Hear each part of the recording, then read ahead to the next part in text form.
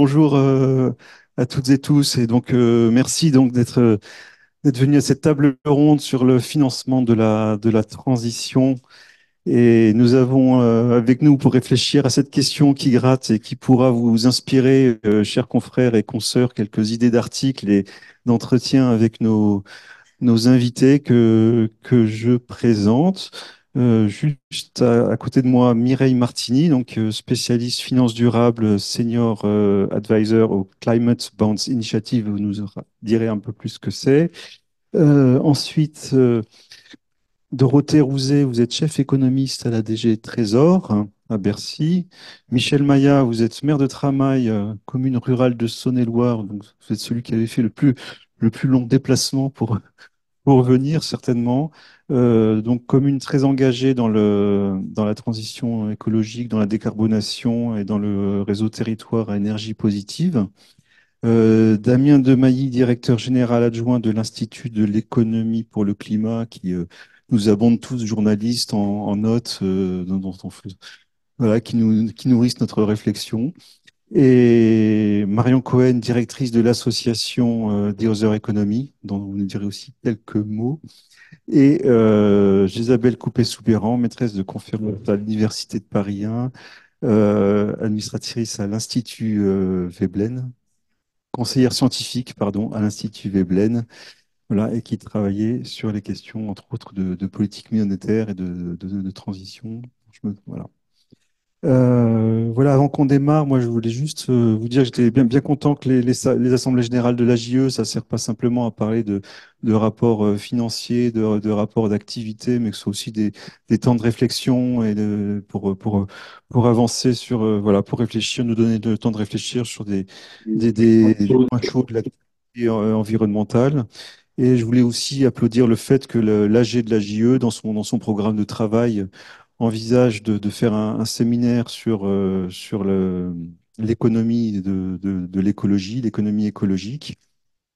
C'était une idée qui avait été suggérée par Alain Grandjean, économiste, qui était un des cofondateurs de The Other Economy, et dont nous avons ici l'autre cheville ouvrière, Marion Cohen. Voilà, parce que nous, journalistes de l'environnement, ben, on n'est pas très cortiqués sur l'économie, mais on pourrait dire la réciproque est vraie des journalistes de l'économie par rapport à l'environnement, peut-être, j'en sais rien. Mais en tout cas, c'est souvent un manque dans notre parti. On n'est pas toujours très affûté sur, pas très outillé, et donc là, ben, peut-être on lance ce projet, et puis peut-être cette table ronde, bah, ça lance la démarche ce soir. On la lance avec cette réflexion sur l'économie de la transition. Je pensais qu'on pouvait organiser notre discussion en deux temps. D'abord, un temps d'explication, sur les flux de financement. Est-ce qu'on dépense assez pour la transition par rapport à nos objectifs? Combien on dépense? Ça, c'était Damien qui nous fera un petit topo. Est-ce qu'on est dans les clous ou pas?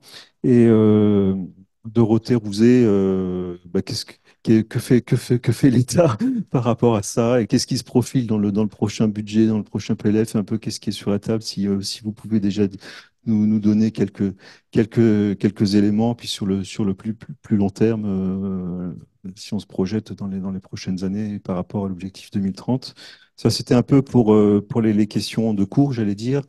N'hésitez pas les uns et les autres qui êtes en ligne ou qui êtes ici à poser des questions au fur et à mesure. Je ne pense pas qu'on fera un temps de questions à la fin, mais il vaut mieux que chacun lève le doigt s'il a envie d'intervenir. Ce sera mieux, je pense. Et ensuite, après cette partie cette partie état des lieux, peut-être un temps de discussion autour de quatre questions qui fâchent, que j'ai voulu mettre en avant. C'est sur le que faire. Peut-être première question, est-ce qu'il faut pour financer la transition, s'endetter plus, taxer plus? Donc ça, c'est une première question. Et comment pour arriver à tenir la trajectoire net zéro? Une deuxième question, c'était autour de la politique monétaire et du rôle du banquier central. Il doit et comment venir au secours de la transition?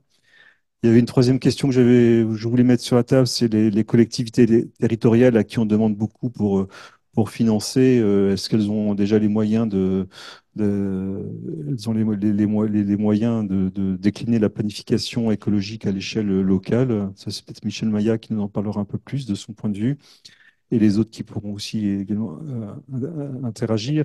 Et enfin, quatrième sujet, que fait la finance la finance pour le climat et comment faire passer les acteurs financiers du gris non pas au vert de gris, mais au plus vert. Voilà un peu les thèmes que j'aimerais qu'on aborde. Peut-être déjà, Damien, où est-ce qu'on c'est quoi la finance, les financements pour le climat aujourd'hui, où est-ce qu'on en est et les gaps de financement par rapport à la trajectoire 2030? Voilà, C'est bon? très Ouais, c'est bon. rapidement. Mm. Ouais, énormément de questions. Je vais rebondir un peu sur la manière dont tu le formulais. Est-ce qu'on dépense assez? Et puis je vais aussi compléter par est-ce qu'on dépense bien? Parce que je Ouais, pense que on voit bien qu'on a un débat vu le contexte budgétaire qui a beaucoup bougé en termes de type de questions qu'on se pose. C'est donc à la fin, il faut réussir à dépenser assez et bien. Donc il ne faut pas ouais, complètement dissocier les deux. Est-ce qu'on dépense assez? Alors, il y a plein de choses à dire. Je vais quand même me concentrer sur la partie un peu financement public, parce que là, le débat budgétaire arrive et on sait ça aussi qui va nous occuper déjà dans les semaines et les mois qui viennent, voire plus si affinité, comme l'année dernière, où finalement on a l'impression d'avoir fait un budget permanent. J'espère qu'on ne revivra pas ça cette année, enfin, juste pour la santé des gens qui travaillent sur ce sujet-là. Quelques ordres de grandeur pour commencer. Si on cumule l'ensemble des investissements qui sont faits par les ménages, les entreprises, l'État, les collectivités locales et qu'on peut labelliser climat, on en fait à peu près 100 milliards par an. Donc, concrètement, c'est quoi? C'est les gens qui achètent des véhicules électriques, c'est les gens qui rénovent leur logement, c'est les collectivités qui rénovent leurs bâtiments publics, l'État aussi, les collectivités qui font des infras de transport en commun, des transports en commun urbains, c'est les renouvelables, on n'en fait pas vraiment aujourd'hui beaucoup, mais c'est le nucléaire. Et donc, si on cumule tout ça, c'est à peu près une centaine de milliards. Vous voyez bien que j'ai mis de côté déjà quelques sujets comme l'agriculture, la forêt, l'adaptation. On a beaucoup de mal encore aujourd'hui à chiffrer, mais allez, retenez 100 milliards d'investissements annuels. Ça, c'est ce qu'on fait. Ce qu'on devrait faire si on est sérieux par rapport aux objectifs vous dites la SNBC, la planification écologique comme vous voulez, c'est à peu près 100 milliards de plus. Un peu moins que ça aujourd'hui, mais ça, bon. On fait 100 milliards, il en faut 100 milliards de plus en termes d'investissement, donc de flux de financiers en général. Si vous vous intéressez là-dedans à la part de l'État, alors pas la part publique, la part de l'État vraiment, en se concentrant un peu sur la question du budget, on se rend compte que l'État, soit parce qu'il a ses propres bâtiments publics à rénover, soit parce qu'il va aider les gens, les collectivités locales avec du fonds vert, les gens avec du bonus écologique, de ma prime rénov, etc. Il couvre à peu près 15% de ce coût aujourd'hui. C'est ça qui paye, c'est ça qui paye. Donc vous voyez bien que si on fait 100 milliards aujourd'hui et ça nous coûte à peu près, allez, on va dire 15 milliards à la louche, bon, bah, je ne fais pas toute la transition écologique quand je dis ça, hein. Je vous l'ai dit, j'assume complètement. J'ai un côté très climat, désolé, hein, désolé pour ça. Bah, s'il faut 100 milliards de plus, l'ordre de grandeur, c'est à peu près une quinzaine de milliards supplémentaires. Alors évidemment, on peut jouer là-dessus. Et donc nous, on s'amuse à faire des scénarios sur lesquels on essaye de diminuer au maximum le besoin d'argent public. Et parfois aussi, bah, non, on ne le limite pas au maximum. Parce que quand vous limitez l'argent public, il y a toujours quelqu'un qui va devoir payer. Donc il y a toujours un moment, un coût qui va devoir être supporté. Et si vous êtes l'État, eh ben, il va devoir falloir mettre de la fiscalité, de la réglementation. Donc même, il y a un coût politique qui est jamais évident à ça. Subventionner, c'est compliqué dans le contexte budgétaire. Les alternatives également sont compliquées. Donc le besoin de dépenses publiques supplémentaires juste sur la pure part État, nous on l'estime entre 12 et 30 milliards en fonction de à quel point vous allez oser jouer sur la réglementation et la fiscalité. Donc ça répond un peu à la question sur est-ce qu'on met suffisamment? La réponse est si vous voulez atteindre l'ensemble des objectifs de la planification écologique, non, on n'en met pas assez. Bon, ça, je pense que c'est quelque chose qui est assez clair. Bon, et après, on peut débattre, est-ce qu'on peut trouver cet argent quelque part ou est-ce qu'il faut accepter une forme de planification dégradée? Enfin, ça, vraiment, c'est la question concrètement va se poser au gouvernement et au Parlement dans les mois qui viennent. Après, l'autre question, c'est est-ce qu'on dépense suffisamment bien? Et comme je disais, c'est une question évidemment, tout le monde se posait un peu, mais qu'on se pose de manière encore plus aiguë en ce moment. Et là, moi, je pense que c'est un sujet, je pense qu'il faut le prendre sérieusement. Parce qu'au final, on s'en fout un peu des milliards d'euros. C'est pas ça le sujet. C'est ce qu'on va déclencher comme réduction d'émissions de gaz à effet de serre, comme tout ce que vous voulez. Donc nous, notamment à Bercy, à un moment, il y avait l'idée de budget base zéro qui était évoquée. Enfin, l'idée, voilà, on va vraiment prendre les dépenses les unes après les autres et on va les regarder. Je ne sais pas trop vraiment ce que ça a donné côté Bercy, de renter pour un peu nous le dire, mais nous, on a été un peu de prendre ce sujet un peu sérieusement à l'Institut, donc vraiment de screener un peu les dépenses et de poser à chaque fois trois questions. La première, est-ce que l'investissement que je soutiens, est-ce que vraiment c'est celui-là qu'il faut soutenir pour la planification écologique? Je vais prendre l'exemple après, hein. Deuxièmement, bah, je mets de l'argent public, mais est-ce que je ne pourrais pas mettre autre chose que de l'argent public? Est-ce que je n'ai pas d'autres outils de politique publique qui me permettent de faire ça? Et troisièmement, quand je décide de mettre de l'argent public, est-ce que je me suis sûr qu'il a un effet vraiment déclencheur? Typiquement, est-ce que c'est pas un effet d'aubaine? Est-ce que je donne pas de l'argent à des gens pour acheter un véhicule électrique qu'ils auraient de toute façon acheté? Et dans ce cas-là, bah, c'est un peu de l'argent gaspillé, quoi. Et donc nous, voilà, on essaie de prendre ça de manière un peu sérieuse. Et c'est intéressant parce qu'on voit toujours émerger des sujets sur lesquels on dit, bah, il y a quand même de l'optimisation à faire avec les dépenses d'aujourd'hui. Typiquement, est-ce qu'on soutient aujourd'hui les bonnes choses avec l'argent public? Vous allez voir du côté du renouvellement forestier, de l'argent qu'on dépense aujourd'hui pour planter des forêts. Bon, eh ben, il y a des choses sur lesquelles on se dit, ouais, il y a un gain carbone parce que tout va bien. Puis des sujets, d'autres sujets de plantation, d'autres replantations. Franchement, le gain carbone, il n'est pas évident. Il est peut-être à 60 ans, 70 ans. Enfin, quand même, on n'est pas sûr de ce qu'on est en train de faire. Pareil sur la rénovation. On continue aujourd'hui à subventionner certains types de rénovation, donc les isolations par geste. Quand on regarde un peu le coût par rapport à ce que ça nous rapporte, nous collectivement, franchement, on peut avoir un doute sur l'intérêt de continuer à faire ça. Quand vous posez la question de est-ce que j'ai pas d'autres alternatives que l'argent public, bah, pareil, ça pose des bonnes questions. Alors tiens, un sujet qui fâche, la fiscalité. Aujourd'hui, enfin, vous savez, on taxe 2 fois plus l'électricité que le gaz. Et donc, il y a un côté un peu bizarre où on se retrouve après pour inciter les gens à passer du gaz à l'électricité, typiquement acheter des pompes à chaleur, et ben on doit subventionner. Et on doit subventionner d'autant plus qu'on a cet écart de fiscalité. Je ne dis pas qu'on pourrait se passer de la subvention, je dis juste que c'est encore une période, on se dit, bah, c'est vrai que si je jouais sur la fiscalité, je ne dis pas augmenter la fiscalité sur le gaz, je dis réduire l'écart entre l'électricité et le gaz, ce qui est une autre question. Vous pouvez aussi, pourquoi pas, réussir à économiser un peu d'argent public. Et puis, le dernier chose, c'est quand même le plus compliqué. Est-ce que l'argent que je dépense, il va vraiment changer quelque chose ou est-ce que c'est juste un pur effet d'aubaine? Et quand même, quand on regarde aujourd'hui les différents instruments, il y en a sur lesquels on peut se poser des questions. Moi, par exemple, à l'Institut, on a beaucoup de doutes sur le fonds vert, qui est pour les collectivités locales, qui, je pense, marche pas mal pour les petites collectivités locales.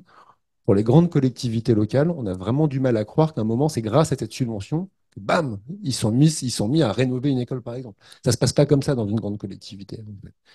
Donc voilà, donc on voit bien qu'il y a plein de questions intéressantes là. Et ce qui sera intéressant, bah, déjà, c'est de garder ces deux questions connectées, hein.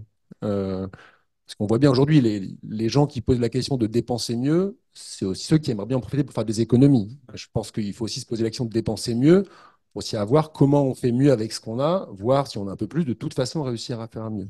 Je suis pas sûr qu'on ait beaucoup plus dans le prochain PLF. Ça, c'est, j'ai j'ai un peu de pif. Ça, c'est comme ça qu'on peut voir les choses. Donc, il faut garder ces deux sujets-là connectés. Et que vous dire de plus? Il va être compliqué, ce budget qui arrive là. Enfin, je veux dire, on voit les tensions, on voit les négociations qui sont en cours. Il y a un an, je vous aurais assumé une forme de volontarisme, sans naïveté, ça va être difficile, mais en priorisant bien où il faut mettre de l'argent public, en mettant aussi ce qu'on appelle des politiques qui vont prendre le relais de l'argent public pour réussir à faire l'investissement, on peut s'en sortir. Je vous avoue que là, un an après, on a déjà eu une grande vague, plusieurs vagues d'abord de coupes budgétaires. Pas forcément de grosse motivation pour défendre les réglementations qui existent, voire pour remettre un peu des questions de fiscalité sur le devant de la scène. Les coupes, enfin, je veux dire, l'ampleur des économies qu'on doit faire, elles sont pas baissé, elles ont même augmenté.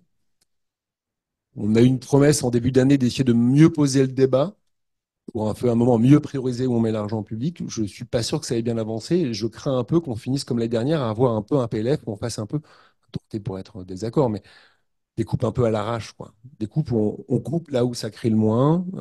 Et alors que finalement, l'administration, les experts se sont dotés un peu d'un cadre d'analyse pour réussir vraiment à trouver comment utiliser un peu mieux l'argent public. Donc inquiet, d'autant plus qu'il y a un rapport qu'on sort bientôt là, le 10 juillet, donc juste avant normalement les déclarations du Premier ministre sur le cadrage un peu budgétaire, qui montre que pour la première fois les investissements climat que nous, on traque depuis plus de 10 ans. Toujours une dynamique positive, jamais suffisant, mais toujours positive. Pour la première fois, ce sera passé à la conclusion de cette étude. Voilà. Vous verrez les chiffres, mais on n'a plus de dynamique positive. On est en train de basculer dans quelque chose de différent. Voilà. Et donc ça, c'est une profonde inquiétude. Inquiétude également parce qu'avec tout ce qui s'est passé ces dernières années, et notamment les grosses avancées budgétaires qui ont eu lieu, hein, enfin, il faut se rappeler où on en était encore en fin 2024, on a enfin réussi à rendre la transition un peu accessible aux ménages, notamment à classe moyenne. C'est un truc qu'on a publié il y a quelques jours, qui était quand même une bonne surprise pour nous. C'est qu'on s'intéresse aux gens des classes moyennes. C'est un truc de riche, la transition. Allons voir aujourd'hui, vu le coût des technologies, vu les aides qu'on a, vu l'accès aux prêts qu'on a, est-ce que c'est possible pour un ménage de classe moyenne d'avoir accès à la mobilité électrique, d'avoir accès à la rénovation d'ampleur, d'acheter une pompe à chaleur? Et ça s'est nettement amélioré ces dernières années. Donc, en caricature, on va dire, elle est devenue accessible, la transition pour les classes moyennes, ce qui n'était pas le cas avant. Ça, c'est encore très malheureusement dépendant des aides. Donc, toutes les aides qui pourraient baisser dans les prochains mois, c'est aussi un moment, une remise en cause de ce qu'on avait réussi à construire. Quand je dis on, moi, j'y suis pour rien, mais de ce qui avait été construit patiemment, de faire qu'on n'ait pas une écologie pour les riches, mais une écologie pour tout le monde. Voilà, donc d'où un peu ce sentiment d'inquiétude à quelques mois du début, enfin quelques mois, on y est déjà dans la discussion budgétaire, mais à quelques mois de l'arrivée officielle du budget au Parlement. Alors, Dorothée Rouset, par rapport à cette inquiétude, qu'est-ce qu'il y a aujourd'hui? Est-ce qu'il y a quelque chose dans les tuyaux? Est-ce que le gap de financement, c'est quoi la vision de l'État finalement? On va faire plus d'efficacité de la dépense publique, on va davantage mobiliser le privé. Comment on comble le gap Enfin, je pense d'abord les deux et sur le constat, je suis largement d'accord avec Damien. On a aussi fait nos chiffrages de besoins d'investissement à horizon 2030 en s'appuyant d'ailleurs beaucoup sur les travaux de Damien et de ses collègues, un peu secteur par secteur. On arrive, alors on a un chiffre de 210 milliards en gros d'investissements additionnels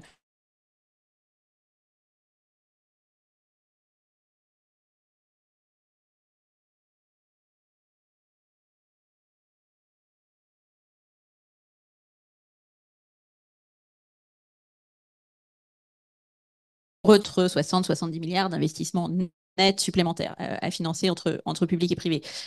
Donc ensuite, une fois qu'on a dit ça, effectivement, on n'a pas dit comment on les finance. Ça veut dire qu'il manque 30 milliards, quoi. On a 70 non, milliards. il y a 30 milliards qu'on n'a plus besoin d'investissements Ah, qui ne sont pardon. plus nécessaires. 30, 35. Enfin bon, après, on n'est pas honnêtement dans des chiffrages au milliard près, mais à horizon 2030, on a suffisamment. D'ailleurs, sur comment on fait. Alors c'est un travail de longue haleine. Hein. Je ne vais pas vous dire qu'on a la réponse. Est-ce qu'il faut plus d'investissement? Oui. On ne fera pas tout en faisant de l'efficacité de la dépense publique. Même si je suis assez d'accord sur le fait qu'il faut aussi, enfin, il faut aussi regarder, il faut aussi regarder les dispositifs. Bah oui, typiquement, bon, MaPrimeRénov', je comprends parfaitement qu'il y ait beaucoup de critiques sur un peu les allers-retours sur MaPrimeRénov'. Maintenant, on sait aussi que on finance en partie sur les monogestes des gestes qui sont assez inefficaces du point de vue de réduction d'émissions et qu'on finance aussi un taux de fraude qui honnêtement n'est pas acceptable du point de vue de l'argent public. Donc ça interdit pas de réinterroger, tout en sachant que même avec la fermeture temporaire du guichet, on atteindra l'objectif de rénovation d'ampleur de cette année. Donc ce travail-là, il faut le faire, hein, dispositif par dispositif. Est-ce que ça répond à la définition du budget base zéro? Je sais pas, mais c'est un peu systématique de regarder dispositif par dispositif ou objectif par objectif, ce qui est mieux. Si on veut inciter à l'achat de véhicules électriques et notamment le rendre accessible pour les ménages modestes, est-ce qu'on a besoin d'avoir trois dispositifs différents ou est-ce qu'au fond il y en a un qui est mieux que les autres ou est-ce qu'il en faut un enfin, voilà, je pense que ce travail-là il est un peu en continu et on a aussi besoin de partenaires pour le faire.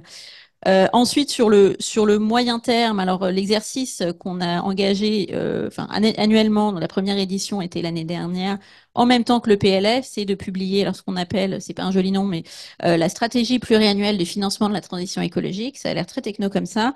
L'idée, c'est de donner des orientations sur justement la trajectoire en essayant de décliner ces 100, 110 milliards d'euros ou les 70 par sous-secteur. Je pense que le message, c'est que de toute façon, le financement de la transition, il va devoir être partenarial entre public et privé en maximisant l'impact de chaque euro d'argent public aussi sur le déclenchement d'investissements et éventuellement en effet de levier sur les investissements privés.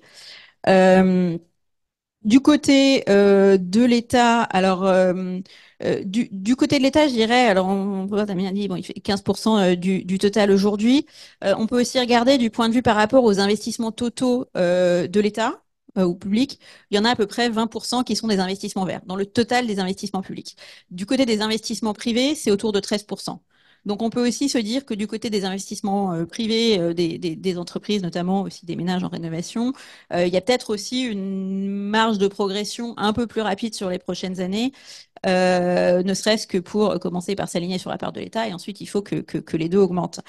Euh, Dans ce qui existe aujourd'hui, alors il y a les dépenses de l'État lui-même. Donc ça, en un sens, on peut bien en tout cas, on les quantifie sans doute mieux que d'autres par le budget vert de l'État, donc qui regarde dans le périmètre des crédits des ministères, notamment quelles sont les dépenses qui sont favorables à l'environnement. En 2024, il y en avait environ 40 milliards. En 2025, on attend un montant assez proche et ça a été en augmentation assez constante. Ensuite, l'action publique, c'est pas seulement l'action de l'État. Il y a évidemment les collectivités locales qui sont même les principaux pourvoyeurs d'investissements publics et d'investissements verts aussi, même si on a plus de mal à le mesurer. Alors on fait une progrès sur le budget vert de l'investissement des collectivités, mais ensuite, je pense qu'il y a des questions pratiques. Hein, simplement, les investissements dans les cases comptables, on n'a pas vert et pas vert. Ou quand on rénove une école, si on fait l'isolation, on fait sans doute la peinture en même temps et on met pas ça dans des cases différentes. Mais c'est vrai qu'on voilà, on cherche aussi à savoir un petit peu quelle est la part des investissements des collectivités qui sont déjà verts pour avoir aussi une idée du chemin qui reste à parcourir. Et puis il y a d'autres acteurs, il y a la Caisse des dépôts qui fait aussi pas mal de financement climat, qui s'est engagé sur une cible de 100 milliards d'euros de financement pour la transition sur 4 ans. Donc qui est un acteur important, et puis d'autres peut-être un peu plus anecdotiques dans la sphère publique. Mais ensuite, l'action de l'État, je dirais, c'est aussi effectivement de réfléchir dans la panoplie entre subventions, taxation, réglementation, hein, le triptyque toujours. Comment on met en place des mesures qui vont favoriser, déclencher les investissements privés. Parfois, c'est de l'information. Parfois, il faut du signal prix, hein, donc avec de la tarification du carbone, du taxe ciblée. Il y en avait d'ailleurs de manière non négligeable dans le PLF 2025 sur le malus-masse, sur la fiscalité notamment aérienne. Donc il y a des sur la fiscalité des chaudières à gaz aussi.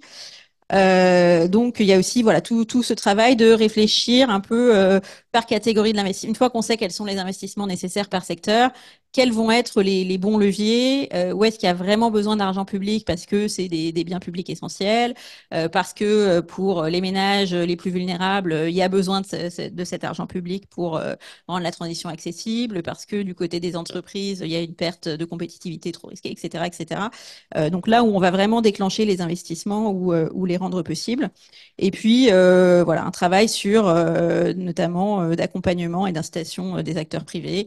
Avec les entreprises hein, qui financent beaucoup d'investissements, que ce soit énergie, transport, décarbonation de l'industrie, sur le crédit bancaire, sur les choix d'allocation de l'épargne des ménages. Donc en fait, voilà, on essaie de réfléchir à tous ces leviers pour faire avec le fait que l'argent public n'est pas abondant, qu'il en faudra sans doute plus, mais que les marges sont limitées de ce point de vue.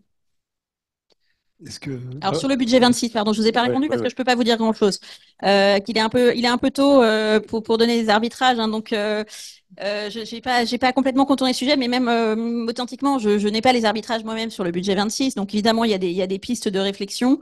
Mais oui, je vais pas pouvoir vous dire quels seront les crédits pour la transition. Je peux simplement vous dire que c'est ce qu'on a fait en partie dans le budget 25 sur réexaminer non seulement les dépenses, mais aussi les niches fiscales brunes.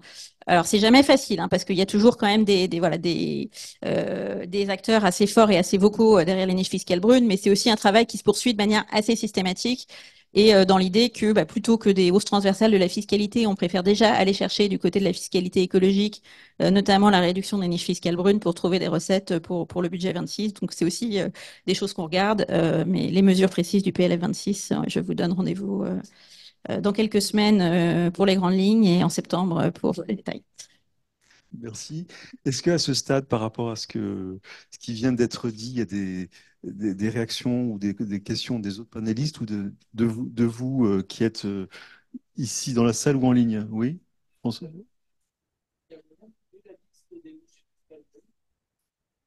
Oui.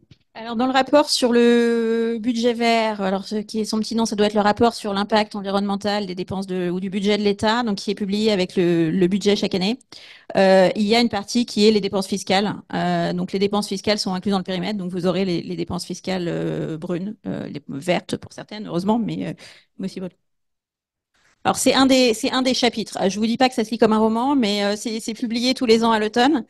Alors là, la difficulté, c'est que l'année dernière, on l'a fait sur le PLF 2025 déposé en octobre, donc qui n'est pas celui, enfin qui était celui sur lequel le PLF Barnier, donc qui n'était pas le PLF Bayrou de janvier, mais enfin dans les grandes lignes, ça n'a pas beaucoup évolué. Et il Isabelle y en aura un nouveau évidemment au mois et d'octobre. puis Marion. Oui.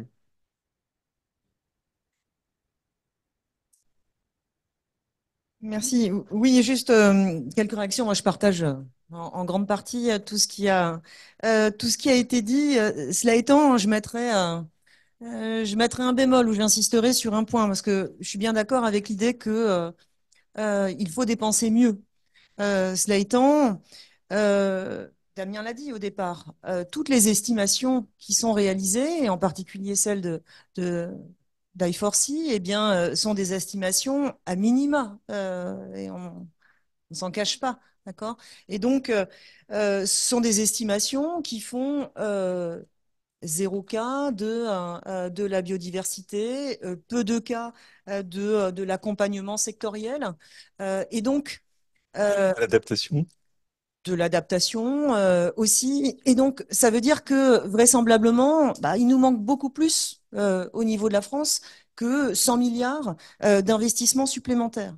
Et par ailleurs, ce qui peut aussi renforcer un peu l'inquiétude, c'est que quand les estimations se penchent sur le niveau de rentabilité des investissements, c'est une question qui était assez peu abordée il y a encore quelques années. Et maintenant, il commence à y avoir des travaux très intéressants, notamment du côté de France Stratégie, sur l'estimation de la part des investissements rentables versus donc la part des investissements non rentables. Quel est l'ordre de grandeur qui se dessine? L'ordre de grandeur est plus important que celui qu'on avait dans le rapport Pisani-Ferry-Mahfouz, parce que dans le rapport Pisani-Ferry-Mahfouz, en gros, l'idée, c'était qu'il manquait 66 milliards d'euros par an et en gros une moitié de fonds privés, une moitié de fonds publics. Dans dans une note plus récente de France Stratégie, l'ordre de grandeur qui se dessine, c'est qu'un tiers seulement des investissements sont rentables. D'accord? Ce qui veut dire qu'il y a 2 tiers d'investissements non rentables, évalués à minima dans vous voyez, dans un périmètre en fait de transition très étroit. Donc 2 tiers d'investissements non rentables dans un périmètre de transition très étroit, très centré sur le climat. Si vous élargissez ce périmètre, si vous prenez vraiment la transition climatique au sens large, en y incluant la biodiversité, en y incluant l'accompagnement sectoriel, en y incluant l'accessibilité de la transition pour les ménages, l'accompagnement social, d'accord? Eh bien, en fait, nul doute que c'est bien plus, en fait, que 2 tiers des investissements qui nécessitent des subventions publiques. Alors moi, je veux bien entendre qu'il y a pas mal d'effets d'aubaine à corriger à ce niveau-là, mais je crois qu'en fait, voilà, cette part d'investissement non rentable, elle est grande, elle est clairement sous-estimée à l'heure actuelle, et donc il y a une grande part d'investissement non rentable à financer. Ça nous renvoie aux questions qui seront abordées après. Mais comment on fait?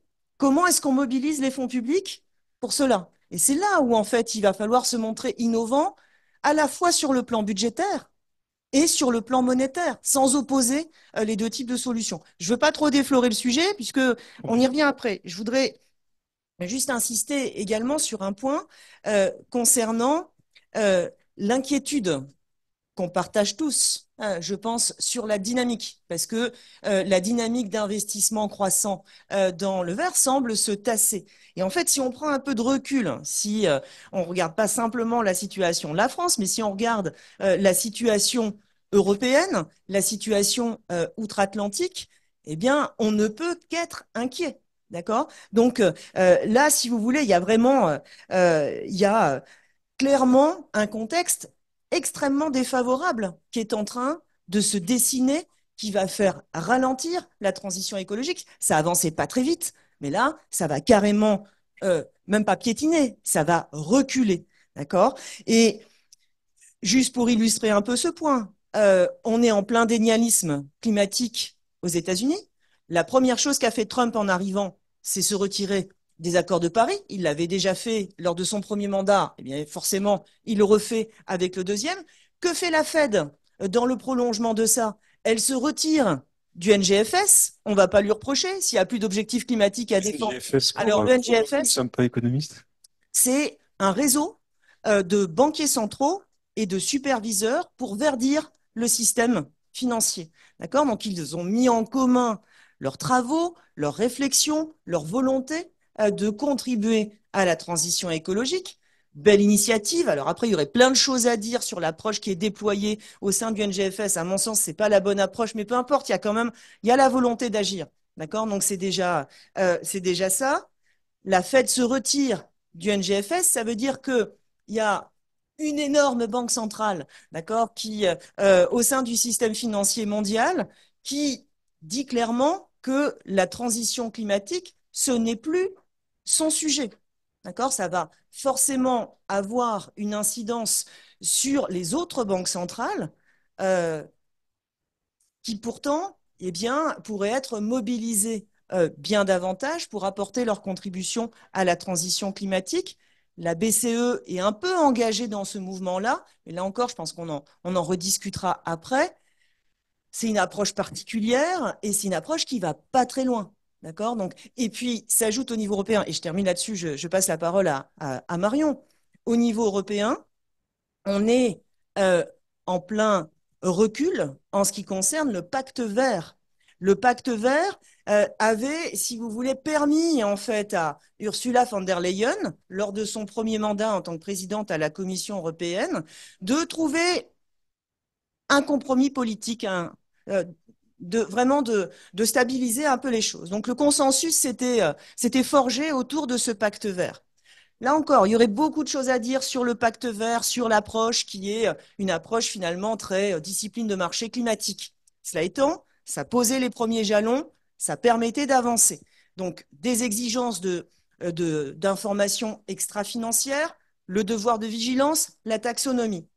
Tout ça commence à être défait par les omnibus de la Commission européenne, qui sont des dispositifs juridiques permettant de mettre dans un même paquet des modifications sur des textes donc fondateurs de ce pacte vert. Et donc, on est en train là de reculer en matière de CSRD, on est en train de reculer en ce qui concerne le devoir de vigilance et nul doute qu'on va reculer en ce qui concerne la taxonomie.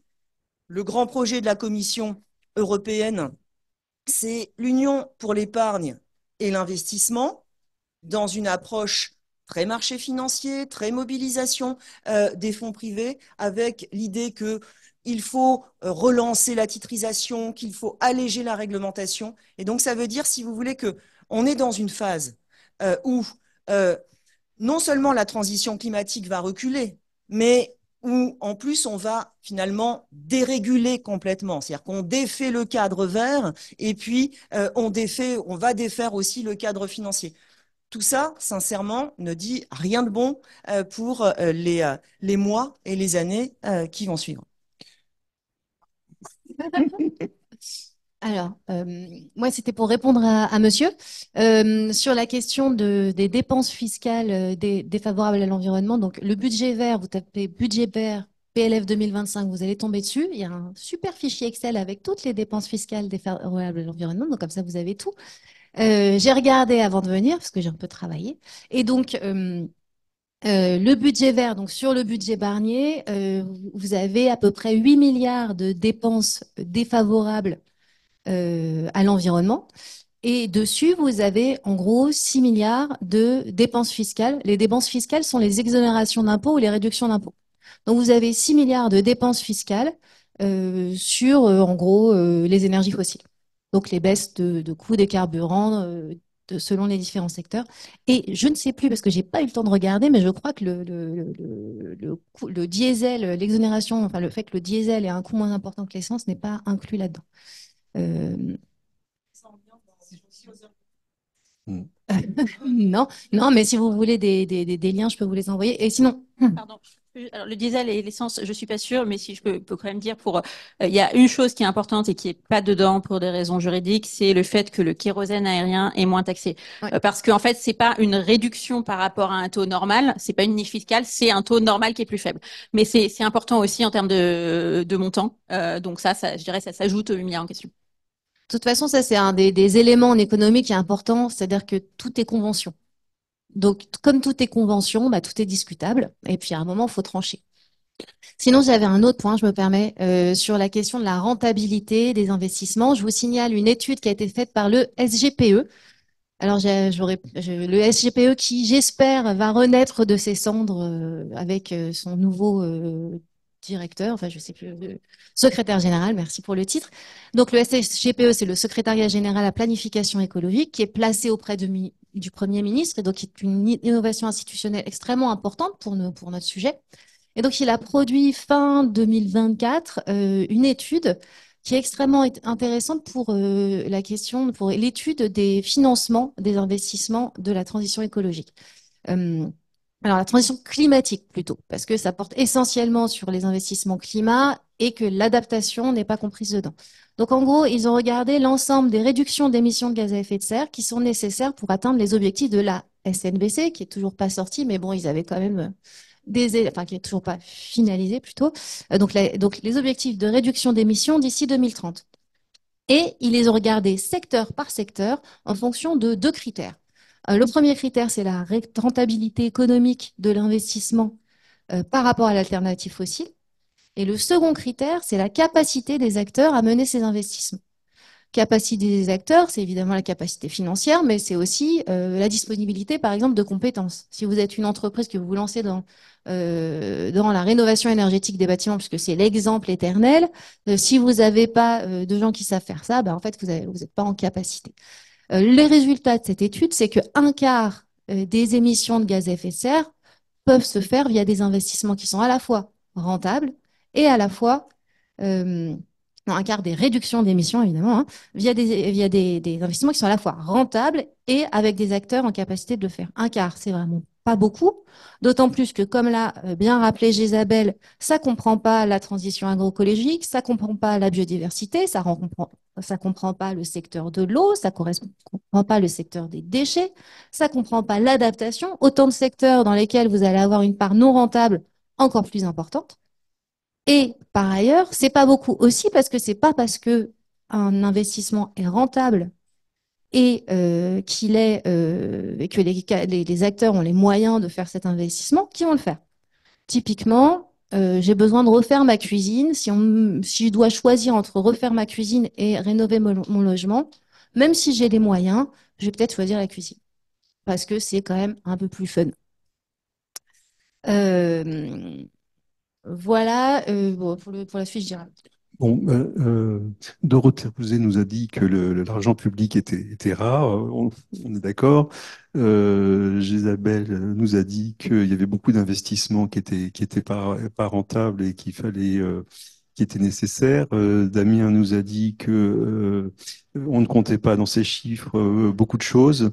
Est-ce qu'il y a Moi, j'en comprends qu'il faut investir davantage d'argent public. Est-ce qu'on a des marges de manœuvre budgétaires ou pas? Qu'est-ce qu'on pense, Marion Cohen, puis peut-être après Dorothée Rouzet ou d'autres. Est-ce qu'on a des marges? Est-ce qu'il faut taxer plus? Est-ce qu'il faut, euh, voilà. C'était une de mes premières questions qui fâche. S'endetter plus, est-ce qu'on peut dépasser le Ben, bien cadre? sûr. Non, sur le sujet, j'ai envie de reprendre quelque chose qu'a dit Dorothée tout à l'heure et qui me semble vraiment important. La transition écologique, c'est pas qu'une question de financement. Vous avez un sujet de financement qui est essentiel et c'est l'objet du débat aujourd'hui. L'argent public est nécessaire pour cette transition à plusieurs titres et ça a été rappelé. D'une part, il faut que les collectivités publiques, l'État fasse ses investissements de transition, ses bâtiments publics, son parc de véhicules, l'aménagement du territoire. Ça, c'est un champ. Ensuite, il faut qu'il aide les ménages qui peuvent pas faire ces investissements. Donc, ça sont des subventions ou des prêts à taux zéro, qui sont aussi des sortes de subventions. Et ensuite, il faut aider les secteurs économiques à gagner en rentabilité, à gagner en économie d'échelle, et ainsi de suite. C'est par exemple ce qui a été fait très longtemps, en particulier par l'Allemagne, sur les énergies renouvelables, qui maintenant atteignent une rentabilité. Euh, ça, c'est une dimension. Et pour ça, il faut mobiliser l'ensemble des outils de financement, c'est-à-dire le budget, y compris la dette. Je veux dire, on est en train de sortir des règles budgétaires européennes pour la question euh, militaire. Ça fait des années qu'on demande à ce qu'on fasse la même chose pour les investissements écologiques. Donc ça, c'est un premier point. Ensuite, il y a les solutions de financement monétaire innovantes, que ce soit la mobilisation d'un quantitative easing. On n'a pas arrêté de mobiliser depuis, enfin qu'on a arrêté en 2022. C'est quoi le quantitative easing? Le quantitative easing, c'est la oh là là, je laisse la parole, je vais finir mon point et je laisserai Isabelle revenir là-dessus, puisque c'est son sujet préféré. Qu'est-ce qui se passe? Ah, il y a une question. Pardon. Et éventuellement aussi passer par des subventions monétaires. C'est aussi un des sujets préférés de Isabelle qui a écrit un bouquin dessus, donc je vais lui laisser la parole là-dessus. Ça, c'est un élément. Ensuite, il faut agir sur les acteurs financiers. Ça veut dire agir par la régulation bancaire, par la régulation financière, par le verdissement de la politique monétaire aussi. Donc ça, c'est pour rendre les financements des acteurs privés moins chers quand ils font des projets écologiques. Le coût du financement doit être moins cher. Mais après, il y a tout un autre pan, et c'est de ça dont parlait Dorothée tout à l'heure, qui est le fait de faire bouger en fait la frontière de la rentabilité. Cette frontière, elle n'est pas fixée pour toujours. Donc il faut utiliser tous les outils de l'action publique pour rendre les projets de la transition écologique plus rentables. En tout cas, ceux qui peuvent gagner en rentabilité. Ça veut dire qu'il faut mobiliser la fiscalité. Et sur ce point-là, j'aurais tendance à dire mobiliser la fiscalité écologique dans un objectif comportemental, beaucoup plus que dans un objectif budgétaire, parce que sinon, on a bien vu qu'elle n'est pas acceptable ou difficilement acceptable. Donc, dans la fiscalité, le signal prix, en gros, ça permet de rendre les investissements anti-écologiques, on va dire, plus chers. Et les autres moins chers en comparaison. Donc de renforcer la rentabilité. Mais aussi, il faut mobiliser les normes et les réglementations. Je vous donne un exemple. Au début des années 2010, une législation européenne qui a dit qu'on allait interdire partout les ampoules à incandescence. Bon, bah, derrière, qu'est-ce qui s'est passé? Donc, ça a été annoncé suffisamment à l'avance pour que le marché et les acteurs industriels s'y mettent, quoi. Bon, bah, après, ça a permis le développement des lampes basse consommation et surtout des LED. Moi, j'ai passé tout le début de ma carrière à écrire des petits outils pédagogiques pour dire aux gens, acheter des lampes basse consommation, à terme, c'est plus rentable parce que ça dure plus longtemps que les ampoules à incandescence. Donc, vous dire que l'interdiction était beaucoup plus efficace et aujourd'hui, ça a permis des vraies économies d'énergie dans le domaine de l'éclairage. Euh... Moi, non, ça me fait mal aux yeux, ça va. Bah, il faudrait comparer les déchets, effectivement, hein. Mm. Là, c'est un sujet de recyclage, alors. Euh,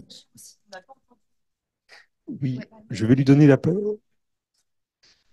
Je vais vous donner la parole. Il y a aussi, je crois, Aurélie Barbeau qui avait une question. Mais alors, juste en conclusion de mon Voilà. point, ce que je voulais dire, c'est que il y a besoin de secteur par secteur avoir une cohérence d'une part et une complémentarité des outils. Pour vous donner encore un autre exemple, si vous développez le vélo, Si vous voulez développer le vélo, donner des subventions aux particuliers, c'est bien, mais si à côté vous développez pas les voies cyclables, ça sert à rien en fait. Là, pour le coup, c'est limite du gâchis d'argent public. Il faut les deux. Les gens, ils vont prendre leur vélo parce qu'ils ont pas peur de le prendre. S'ils ont peur de le prendre, même si vous mettez des subventions, ça va pas suffire.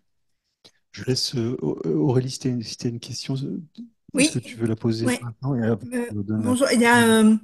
a, après ma prime rénov, là aujourd'hui, on a appris, enfin, on a eu confirmation que le leasing social allait plus être sur le budget de l'État, mais sur celui des certificats d'économie d'énergie. Je voulais savoir si ce mode de financement était une bonne idée. Voilà. Ou est-ce que c'était dangereux à terme ou même immédiatement? Voilà. Oui, non, mais ça, c'est le gros sujet, c'est le gros sujet du moment. Donc, le certificat d'économie d'énergie, c'est un dispositif extra-budgétaire, donc c'est bien, ça compte pas dans le budget, mais ça ressemble quand même pas mal à du budget, mais il faut pas trop le dire, hein. Grosso modo, je mets sur mes fournisseurs d'énergie, d'électricité, de gaz, de carburant, une obligation à économiser de l'énergie. Bon. Et pour économiser de l'énergie, ils vont aller juste, alors en fait, acheter des certificats, on va dire qu'ils vont aller subventionner des gens qui rénovent un peu leur logement, ils vont subventionner des opérations d'économie d'énergie dans les PME, ce genre de choses. Donc c'est bien, on se dit, bah, c'est du financement privé, sauf qu'en fait, tout ça se retrouve sur les factures d'énergie des ménages. Donc en fait, c'est une forme de prélèvement sur la facture des ménages qui permet après d'aller subventionner des opérations d'économie d'énergie, donc on va dire aussi en général de carbonation. Donc c'est ça le dispositif. Et en effet, la tentation, elle est forte, maintenant qu'il n'y a plus de budgétaire, de passer par là et donc de faire de l'extra-budgétaire, et donc de tout mettre dans les C2E. Il y a plusieurs limites à ça. La première, c'est que les C2E aujourd'hui, c'est en moyenne à peu près 5 milliards par an, ce que ça fait comme dépense. Bon, bah, vous n'allez pas mettre tout ma prime rénov qui coûte aujourd'hui à l'État un peu plus de 2 milliards en pur budgétaire, le leasing social un petit 500, 400. Enfin bon, à un moment, vous ne pouvez pas faire rentrer tout ça dans cette enveloppe-là parce qu'il n'y a pas suffisamment de place pour faire rentrer tout le monde. Donc ça ne fonctionne que si à un moment vous acceptez d'augmenter un peu cette enveloppe-là et donc d'augmenter l'obligation qui pose sur les fournisseurs. D'où l'annonce un peu surprenante, d'ailleurs, moi je vous avoue, hein, de la semaine dernière, où finalement le gouvernement, alors, de combien il allait l'augmenter, est-ce qu'il allait l'augmenter ou pas, finalement, il est un peu entre les deux, il augmente de 25%. Franchement, c'est plus que ce que j'imaginais, pour être honnête.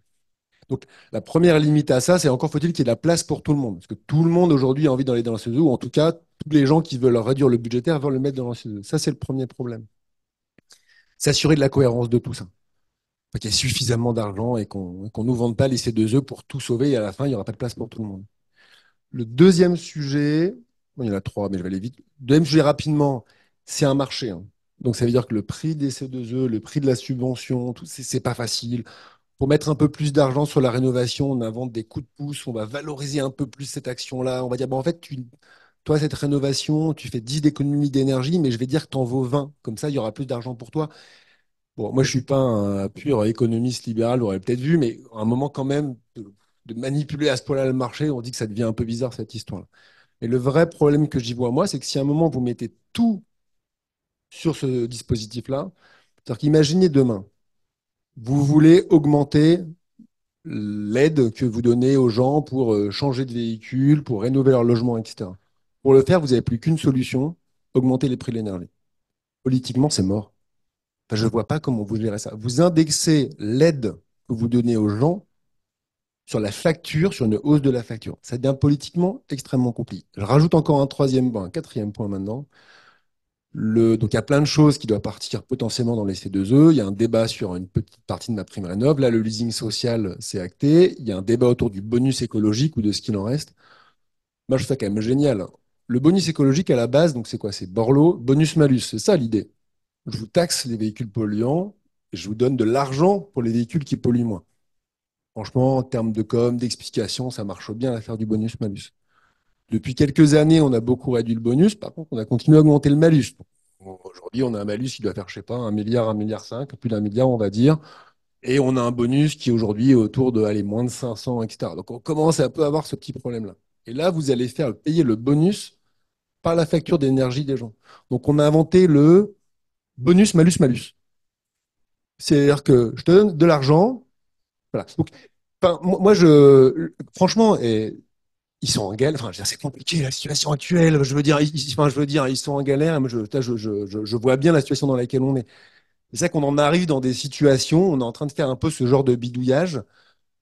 Bon, je ne sais pas comment on va s'en sortir, mais voilà. Donc, oui, c'est bien. On a cette mécanisme extra-budgétaire. Ça peut nous aider un peu à passer le cap, à faire le dos rond pendant les quelques temps. Je ne sais pas combien de temps ça va durer, où on aura cette situation-là. Il y a quand même des limites assez fortes. À un moment, on ne pourra pas tout débudgétiser. Voilà, on pourrait dire des choses comme ça.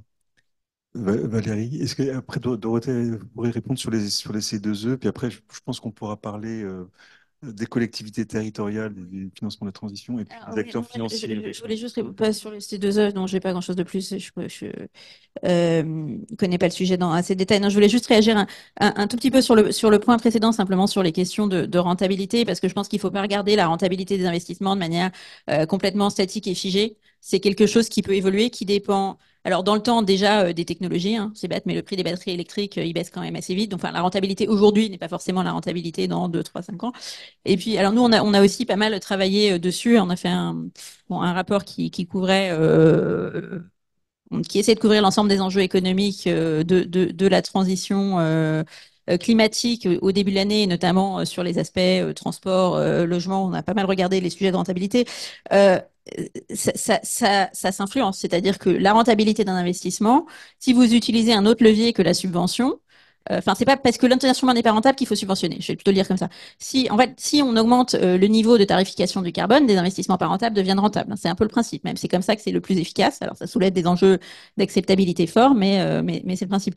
Quand on met de la réglementation, bah, on peut aussi obliger des acteurs à faire des investissements non rentables. C'est bien le principe, quelque part, de l'obligation de rénovation des passoires thermiques. C'est peut-être pas rentable pour le propriétaire bailleur, mais c'est pas non plus les ménages les plus modestes qui sont propriétaires bailleurs, et donc on les oblige à faire des investissements qui vont leur coûter. C'est pas rentable, mais c'est pas non plus l'État qui va le payer parce qu'on a pris de la réglementation. Ça marche pas pour tout, hein, mais c'est aussi le principe. Sur la réglementation financière, on peut aussi changer les paramètres de rentabilité. Donc je pense qu'il faut aussi regarder l'ensemble des instruments sous ce prisme-là. Et donc aussi sur la question de est-ce qu'il faut faire plus de dettes, etc. Alors nous, on a aussi regardé un peu si on joue, alors de manière assez simplifiée, hein, mais avec le mix d'instruments, on va dire tarification, subvention, réglementation, on peut arriver à des scénarios où la dette n'augmente pas beaucoup et ces investissements se font. Parce que alors il faut quand même une partie d'augmentation de la taxe carbone parce que malgré tout ça génère des recettes que vous pouvez utiliser pour subventionner. Enfin, euh, par une partie de réglementation qui coûte pas grand-chose à l'État a priori, à part pour aider. Enfin, bon. Donc on peut avoir ce genre de scénario, on peut réfléchir, mais je pense que mon point c'était de dire voilà, la rentabilité, faut pas se dire les investissements sont pas rentables, donc ça va pas se faire, il faut de la subvention. D'autant qu'en général, quand on subventionne trop large, hein, parce qu'on ne sait pas exactement où est le seuil de rentabilité pour tout le monde. J'aimerais bien, on va changer un petit peu de sujet. On reviendra sur voilà, parce que j'aimerais bien on parle un petit peu des- du rôle des collectivités territoriales aussi, parce on leur demande beaucoup. On dit toujours c'est les acteurs de premier plan de la transition. Il y a un peu aussi un jeu enfin, dans le document de programmation pluriannuel de la transition. Effectivement, on voit que les collectivités territoriales sont beaucoup mises à contribution. On imagine qu'elles vont pouvoir faire des merveilles. Moi, Michel Maillat, j'aimerais bien que vous nous racontiez un peu ce que vous avez réussi à faire au niveau de votre commune et avec quel financement. Et est-ce que avec vos gros bras, vous y arrivez au niveau territorial ou pour aller plus loin dans vos projets ou ça coince et il y a aussi un problème de ressources ou alors sinon les taxes locales, les budgets, les économies sur les budgets de fonctionnement, sur l'investissement, ça, on y arrive, on s'en sort comme ça sans aide Alors, tout d'abord, merci pour l'invitation. Pour ceux qui ne connaissent pas Tramail, ça pourrait exister, on ne sait jamais. Donc, petite commune rurale de Saône-et-Loire d'un peu plus de 1000 habitants. Voilà, au sud de la Saône-et-Loire, à côté de Mâcon. Euh, Petit Pousset. Alors, les gros bras, ça va être dur, hein. Donc, ça va être très dur. On est engagé dans la transition écologique depuis une vingtaine d'années. Il paraît que je suis le maire de la commune depuis 30 ans. Les 10 premières années, j'ai découvert un petit peu le fonctionnement territorial. Bon. Et puis ensuite, je me suis rendu compte qu'effectivement, il y avait de vrais sujets sur la transition écologique. Et on a fondé avec d'autres ce qu'on appelle les territoires à énergie positive pour essayer de réduire nos consommations d'énergie, parce que ça, il ne faut pas l'oublier. C'est quand même un sujet important qui peut être rentable très rapidement parfois, la réduction de consommation d'énergie. Et puis ensuite, essayer de produire localement de l'énergie à partir de nos propres ressources, qui peut être du bois, qui peut être du vent, qui peut être du soleil, etc., pour faire en sorte que nous ayons un équilibre énergétique. Nous n'y sommes pas. Il y a encore du job, mais néanmoins, on a pas mal progressé. Et en particulier, si je regarde les aspects purement financiers, vous allez voir, parce que vous savez que c'est public, que la commune de Tramail, par rapport aux strates de population de 1000 habitants, elle est 3 fois plus endettée qu'une commune de 1000 habitants. On a une dette relativement conséquente. Après, même si je dois avoir prochainement un rendez-vous avec la Chambre régionale des comptes, ça ne m'empêche pas de dormir. Ça ne m'empêche pas de dormir dans le sens où je considère qu'il y a dette et dette. Et je vais prendre 2 exemples. Nous avons rénové une école pour faire notre regroupement scolaire, coût de l'opération 2 400 000, endettement 900 000 euros. Ça, c'est de la vraie dette. Je ne peux compter que sur les dotations de l'État et ma fiscalité pour venir rembourser cet emprunt, sauf à faire payer des droits d'entrée à l'école, mais c'est pas très porteur, hein, ça. Bon. Donc, alors qu'on recherche plutôt des enfants, hein. Voilà. Donc, le deuxième exemple, c'est une rénovation d'une ancienne gendarmerie pour faire 10 logements, opération 1 700 000 euros, endettement 700 000 euros. Donc, voilà. Le petit problème, c'est que cette opération est rentable. On a des loyers et les loyers rapportent plus que nos annuités d'emprunt. Et donc, quelque part, notre rénovation d'ancienne gendarmerie avec les 10 logements vient compenser un peu notre investissement sur l'école. Donc, c'est pas très grave pour moi. Et j'ai plusieurs autres exemples à vous donner. On fait des investissements sur du photovoltaïque. On a par exemple fait une extension de notre chaufferie pour faire un garage pour tracteur tractopelle, opération 100 000 euros, mais dans les 100 000 euros, il y a 55 000 euros de panneaux photovoltaïques, parce qu'on en a profité pour mettre des panneaux photovoltaïques. 100 000 euros, on a eu 15 000 euros de dotation de l'État, on a emprunté 85 000 euros, et puis on vend tous les ans pour 4 500 euros à EDF avec un contrat garanti 20 ans. Le garage est gratuit. On a 70 mètres carrés de garage, plus 70 mètres carrés de mezzanine de rangement, totalement payé par le photovoltaïque. Et je pourrais vous citer encore d'autres exemples. Là, pas plus tard que mardi, j'étais en réunion avec d'autres communes de notre communauté de communes. On se posait la question, est-ce qu'on va investir par commune 63 euros dans l'espoir que sur 30 ans, ça puisse nous rapporter 1 200 000. On se pose la question, parce que ça concerne l'éolien. Et oui, alors là, il y a toujours des questions autour de l'éolien. Il n'y a pas que la question financière, on est bien d'accord. Et il y a bien d'autres sujets, j'en passe bien d'autres et des meilleurs avec l'armée. Donc, mais néanmoins, quand on regarde vraiment ce genre de structuration, on s'aperçoit que oui, on peut arriver financièrement à boucler des choses. Nous, depuis plusieurs années, quand nous faisons de la rénovation, on prend un corps de bâtiment, on enlève tous les usagers du bâtiment et on fait de la rénovation globale. Et on fait toutes les étapes de rénovation d'un seul coup. Le toit, l'isolation de plancher, etc., etc. On fait tout en bloc. On essaye de trouver du financement auprès de l'État, auprès de la région, auprès de, etc. Et avec ça, on a tout de suite un produit qui, in fine, est extrêmement performant et peu consommateur. D'où l'intérêt des économies. Nous, au niveau de la commune de Tramail, en 10 ans, simplement sur la municipalité, au niveau de la consommation d'électricité, on a divisé par plus de 3 notre consommation d'électricité. C'est l'extinction de l'éclairage public, l'extinction nocturne de l'éclairage public, par exemple. C'est la rénovation des bâtiments. C'est aussi la gestion de notre chaufferie bois. On a une chaufferie avec des pompes, etc. On s'est rendu compte que ces pompes, elles consommaient beaucoup d'électricité. On est passé par un autre mode de pilotage de ces pompes.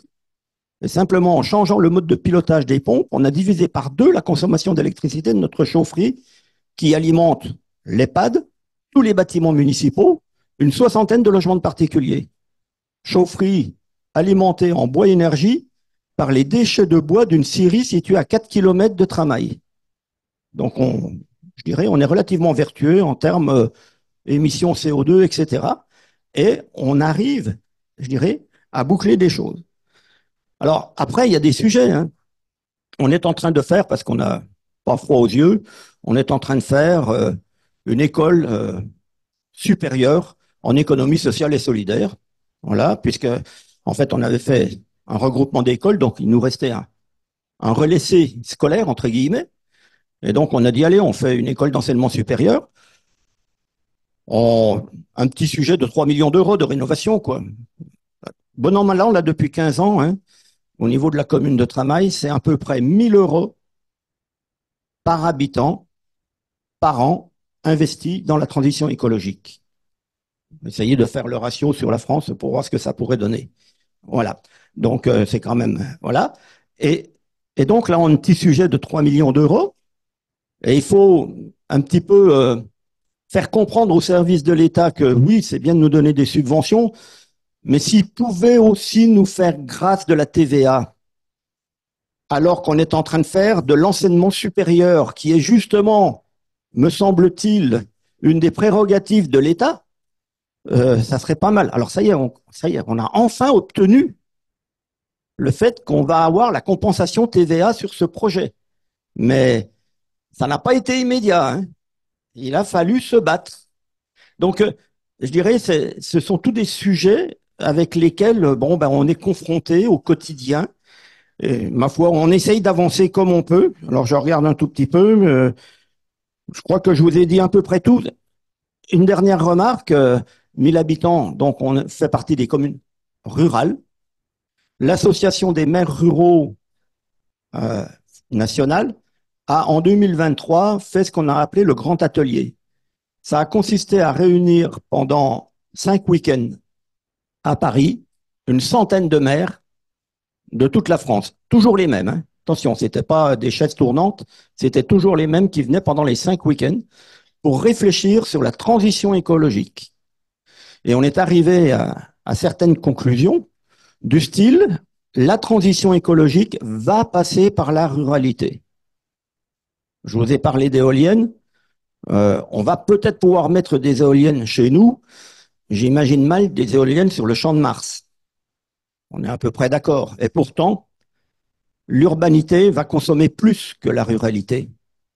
Mais ça, c'est depuis longtemps que la ruralité alimente l'urbanité. Depuis longtemps. D'accord? Le blé, etc. Maintenant, ça va être avec l'énergie. Et pour nous, c'est une chance au niveau de la ruralité. C'est une chance que cette transition écologique ait la loi d'accélération de la production des énergies renouvelables en 2023 nous incite effectivement à investir, et j'allais dire à co-investir avec justement de l'urbanité, des gens qui ont envie d'investir chez nous. Parce que, je reprends l'exemple volontiers du parc éolien, ça coûte quand même quelques millions d'euros un parc éolien. Ces quelques millions peuvent être financés soit par des opérateurs qui ont l'habitude, etc., et qui se font des choux gras après des recettes, soit par des banques qui savent aussi quoi faire des recettes, mais ça peut être aussi du financement citoyen élargi aux collectivités. Et là, ça fait des recettes. Et c'est pour ça que je vous disais, 63 euros, ça pourrait apporter sur 30 ans 1 200 000. On réfléchit. Pour vous, le problème du financement de la transition pour pour les territoires, les communes rurales sur leur périmètre, hein, qui est donc tout le patrimoine public, etc., les écoles, les gendarmeries et j'en passe, le problème, il n'est pas tant d'accéder au financement que de problèmes réglementaires. Alors, Vous êtes plus le problème coincé par d'accéder au ça. financement, on commence à le voir apparaître hein, quand même, hein, il faut bien le dire. Diminution de dotation, etc. Oui, c'est ça, On c'était un en peu ma entend question. causer. Ouais. On en entend causer, hein, je dirais. Je dis pas qu'on a eu les vaches grasses, mais bon, on entend causer de ce problème-là. Par contre, le ciblage de ces dotations me semble important. Je vais volontiers reprendre la dotation d'équipement des territoires ruraux, qui est une dotation donc attribuée par département. Et il y a des projets. Et moi, je fais partie de la commission départementale et j'essaie de dire au niveau de cette commission départementale, arrêtons de donner des subventions pour une commune qui veut faire une ombrière photovoltaïque. L'ombrière, elle est rentable par nature. Pourquoi redonner des subventions là-dessus? Donnons la subvention à la commune pour rénover son école, parce que là, il y a un gros sujet de financement. Oui. Donc, orientons correctement nos subventions. Ne les mettons pas là où il y a déjà pas mal de personnes qui savent gérer, etc. Mais essayons de... Puis je vais terminer avec une toute petite remarque sur les C2E, puisque ça a été une interpellation de tout à l'heure. Il se trouve que moi, au niveau de la commune de Tramail, j'ai un compte émis. Je gère moi-même mes C2E et j'essaye d'obtenir du financement sur mes projets au niveau des C2E.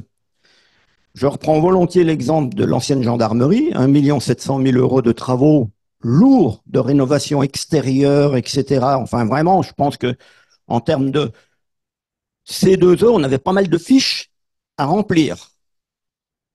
Financement, 45 000 €. C'est ce que j'ai obtenu de C2E sur 1 700 000. Par contre, à un moment donné, j'ai été interpellé par un opérateur qui est venu me dire « Monsieur le maire, votre réseau de chaleur, vous ne savez pas, on va vous isoler les points chauds. » Alors, pour ceux qui ne connaissent pas les points chauds, c'est là où il y a des petites vannes de régulation. Les tuyaux sont tous isolés, sauf que la petite vanne de régulation n'est pas bien isolée. Donc, on va vous isoler les points chauds. Alors, on a fait l'analyse, ça va coûter 63 000 €, mais comme il y a les C2E, ça va vous coûter 1 €, monsieur le maire. Donc, j'ai payé 1 €. On m'a isolé les points chauds. Mais les 63 000 €, ils sont allés où? Et là, moi, ça me fait mal au cœur parce que l'entreprise est intervenue pendant 3 jours pour isoler ces points chauds et a obtenu 63 000 € et que sur un projet d'1 an et demi de travaux, avec multi-entreprises, les C2E, c'était 45 000 €. Il y a quand même des problèmes, il me semble.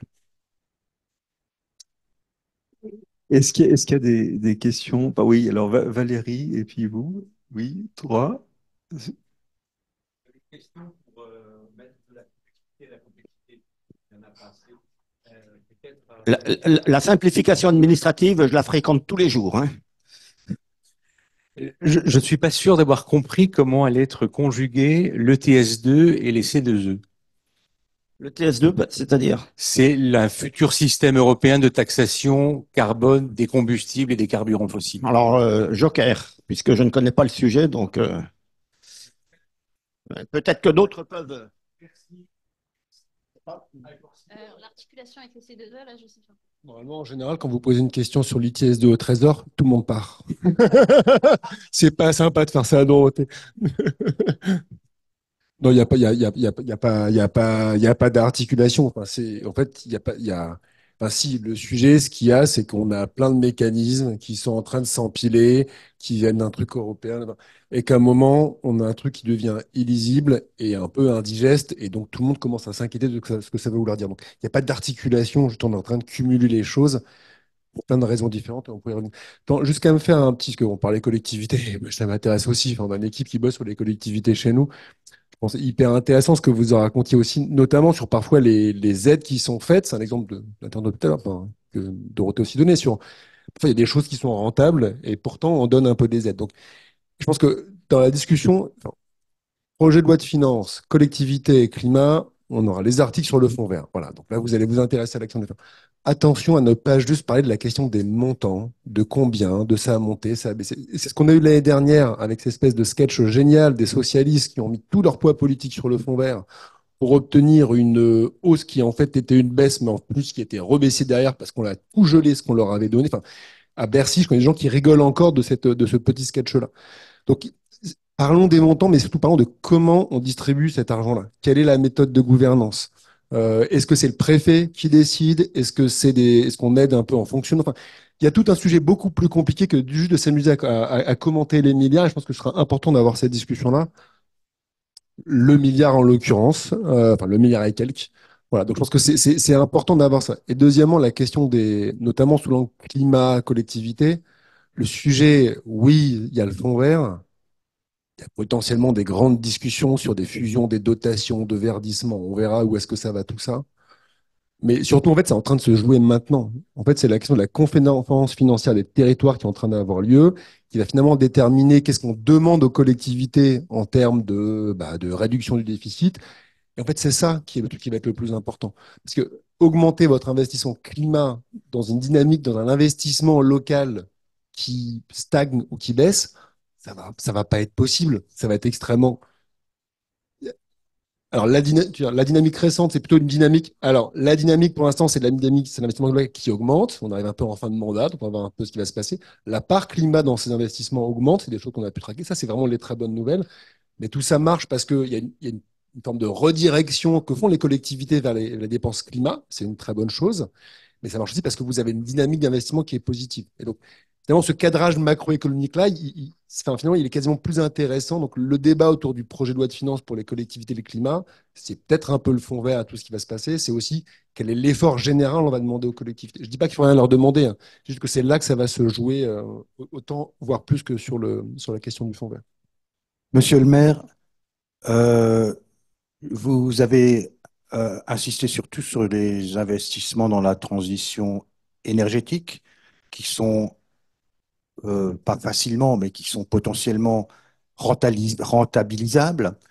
Tout à l'heure, on a évoqué les investissements nécessaires à la transition écologique qui le sont beaucoup moins. On a parlé, par exemple, de l'eau et des déchets. Qu'en est-il à Trémaille? Eh bien, on s'intéresse aussi à cette thématique. Par exemple, en ce qui concerne l'Institut de travail, donc notre projet sur lequel on est en train de finaliser, on est passé par solution classique, choix d'une maîtrise d'œuvre, ok, voilà. Mais en plus du choix de la maîtrise d'œuvre, on a missionné Terragilis, qui est bâtiment durable, qui est le représentant bâtiment durable en Bourgogne-Franche-Comté. Et Terragilis, qui est payé par nous a réunis, à savoir la maîtrise d'ouvrage, la maîtrise de Terragilis et le futur usager, et puis nous a posé 250 questions, une grille à remplir sur comment on va gérer les déchets de chantier, comment on va gérer les déchets après, qu'est-ce qu'on va faire de l'eau que l'on va collecter au niveau des toits. Est-ce qu'on va la renvoyer directement sur le réseau? Est-ce qu'on va l'utiliser pour des toilettes? Etc. Quelle est l'insertion sociale du projet dans la commune? Enfin, 250 questions très transversales. Et on essayait de pousser le curseur le plus loin possible, tous ensemble, sur ces 250 questions, pour se mettre d'accord, sachant que il y a le curseur économique qui intervient aussi, quoi, à un moment donné. Pour tout mettre à fond, on est d'accord, mais à un moment donné, on a aussi raison gardée, quoi. Mais on s'intéresse à ça. On s'intéresse aussi, on a fait des plantations de haies, on a fait du parcours plantation de haies, jardin partagé, etc. Et puis on peut parler d'autres sujets, par exemple l'accueil d'Afghans, de Syriens, d'Ukrainiennes à Tramaï. Ça fait aussi partie du social. Et ça, on y tient beaucoup.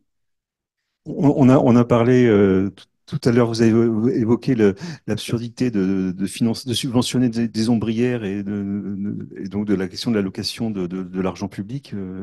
Il y a aussi la question du fléchage de l'argent privé. J'aimerais bien qu'on en parle avec Mireille Martini, quoi. Est-ce que on arrive finalement à- on parle beaucoup de la bonne dépense, on a beaucoup parlé de la bonne dépense publique, et est-ce qu'on arrive aussi à faire évoluer la dépense privée, les acteurs financiers, à flécher davantage vers le non fossile, entre autres?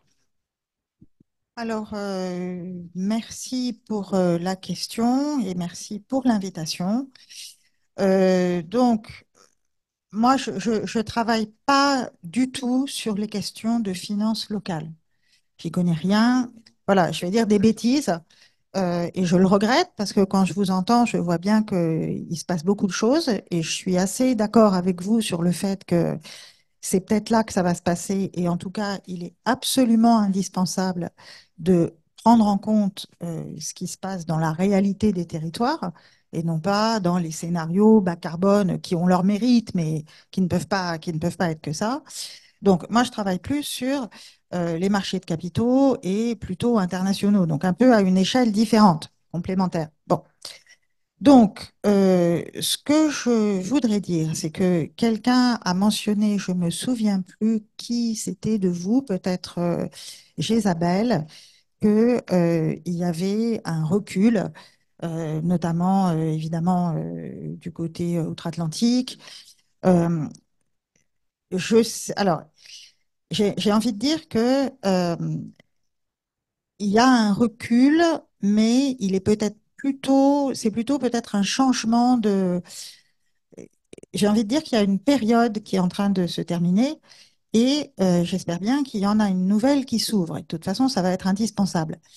En ce qui concerne les investissements outre-Atlantique, c'est ce qu'on appelle le green washing. Les gens continuent à les faire, notamment sur la base des subventions de l'IRA, etc. Mais ils les appellent plus verts parce qu'ils veulent pas avoir d'ennuis avec l'ESG, etc. Bon, donc je suis bien sûre qu'il y a un recul et je voudrais aussi vraiment saluer ici non seulement la présence de Dorothée, chef économiste du Trésor, mais aussi ses travaux. La société où je travaille vient de sortir un rapport sur les plans de transition des États et qu'est-ce que les États font pour engager cette transition un peu sur le long terme. Et donc, j'ai cherché des exemples d'États qui disent des choses. Et la France est très bien positionnée. La France et le Royaume-Uni, et j'ai envie de dire un peu en synthèse, puisqu'il y a une sorte de benchmarking de l'organisation des rapports, le Haut Conseil pour le climat, etc. Bon, il y a quelques autres pays. Bien sûr, il y a la Chine, mais le contexte est un peu différent. Il y a peut-être le Japon, il y a peut-être le Brésil. Mais ce que je veux dire, c'est qu'on a quand même un pays où le Trésor sort un rapport de 260 pages sur comment financer la transition bas carbone et vient en parler, le défend, etc. Et je pense que il faut vraiment soutenir ça parce que c'est important. On a, à mon avis, une prise en compte du sujet sur le plan politique qui n'existait pas il y a 10 ou 15 ans et qui maintenant est ancrée définitivement, j'ai envie de dire quoi qu'il arrive, et j'espère que Dorothée ne me contredira pas. Voilà. Donc, maintenant, pour répondre à la question en ce qui concerne le fléchage, je- moi, ce que je voudrais dire par rapport à aussi l'expérience que j'ai de travailler dans ce monde-là depuis l'accord de Paris, c'est que au moment de l'accord de Paris, j'ai entendu un narratif qui était même inscrit dans un article de l'accord de Paris, qui est l'article 2.1c, qui disait la finance privée, elle va shifter. C'est-à-dire que nous, les États, les gouvernements, on va faire des choses, on a tout un tas de bonnes idées, la taxe carbone, bien entendu, le fait que, avec toutes ces histoires de risque climat, on va avoir des actifs pétroliers soi-disant échoués qui ne vont plus rien rapporter, donc les portefeuilles boursiers investis dans le pétrole vont chuter. Donc, et puis finalement, le privé a plein d'argent parce qu'il y a la finance monétaire, etc.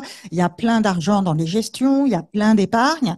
Et les étoiles vont s'aligner, hein, c'était dans un des rapports que j'ai coécrit, et la finance privée va s'orienter pour pouvoir financer massivement tous ses besoins, puisqu'on parle de 70 milliards tous les ans en net pour la France, par exemple, d'ici. Bon. Moi, j'ai l'impression, de là où je suis, que ça va pas se passer, ça se passe pas, ça fait 10 ans que ça se passe pas, il manque toujours beaucoup d'argent, Et on est un peu dans des querelles de briques ou de brocs. On raisonne beaucoup par secteur. Est-ce qu'il faut aller là? Est-ce qu'il faut pas aller là? Alors que quand on vous entend, monsieur le maire, moi, enfin, je sais pas si je comprends bien, mais j'ai l'impression que c'est tout de suite global. Il faut faire du global. Il faut pas se dire, je vais faire ici un petit bout de mon école. Alors là, je mets une clim. C'est pas comme ça que ça se passe. Et c'est pas non plus comme ça que ça peut embarquer la société pour devenir un projet social et politique. Si on met en concurrence la chaudière, la cuisine, le vélo, enfin, etc. Bon. Donc, moi, le sujet auquel j'essaye de m'intéresser, de pousser, et c'est pas facile du tout, c'est de dire, on a un problème de système financier global. On a un système financier qui ne sait pas investir à l'échelle dans la transition, qui d'ailleurs, entre parenthèses, ne sait pas non plus bien investir dans l'éducation, dans la santé, dans les transports. Il y a un rapport de la Cour des comptes qui vient de sortir sur l'état des routes en Île-de-France qui montre qu'il y a juste un gros manque d'investissement. Bon.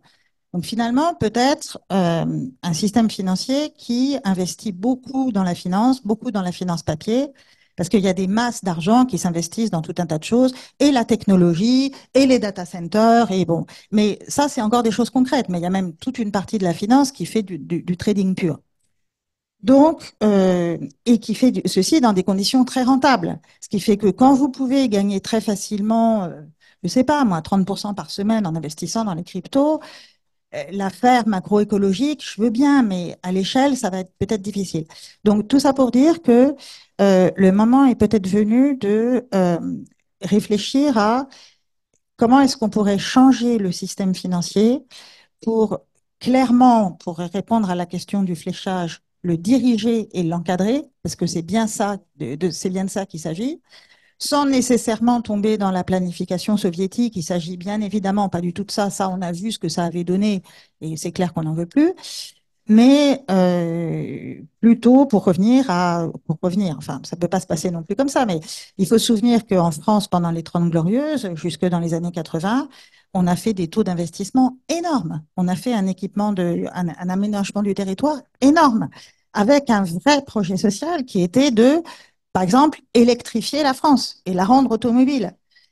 Est-ce que la finance est un changement beaucoup plus radical, ne plus attendre qu'une finance libéralisée vienne toute seule, parce que ça fait plus de 10 ans qu'on lui propose et elle ne le fait pas, et d'orienter beaucoup plus le système financier vers finalement une écologie qui pourrait devenir, dans ces conditions, un projet social et politique, et non pas une querelle budgétaire permanente. Ouais, est-ce qu'on voit les gendarmes des banques évoluer pour effectivement faire pression sur les acteurs financiers privés? Est-ce que les banques centrales, ça agit? Est-ce qu'on voit des choses évoluer ou alors on est plutôt dans le backlash que tu décrivais, Isabelle?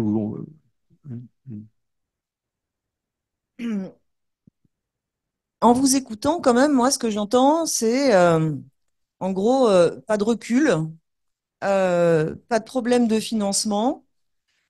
Alors, je suis d'accord avec beaucoup de choses qui ont été dites et je trouve que le témoignage de Monsieur le maire est vraiment intéressant, mais attention quand même à ne pas se voiler la face, d'accord? Parce que en réalité, la transition, ça coûte cher. D'accord.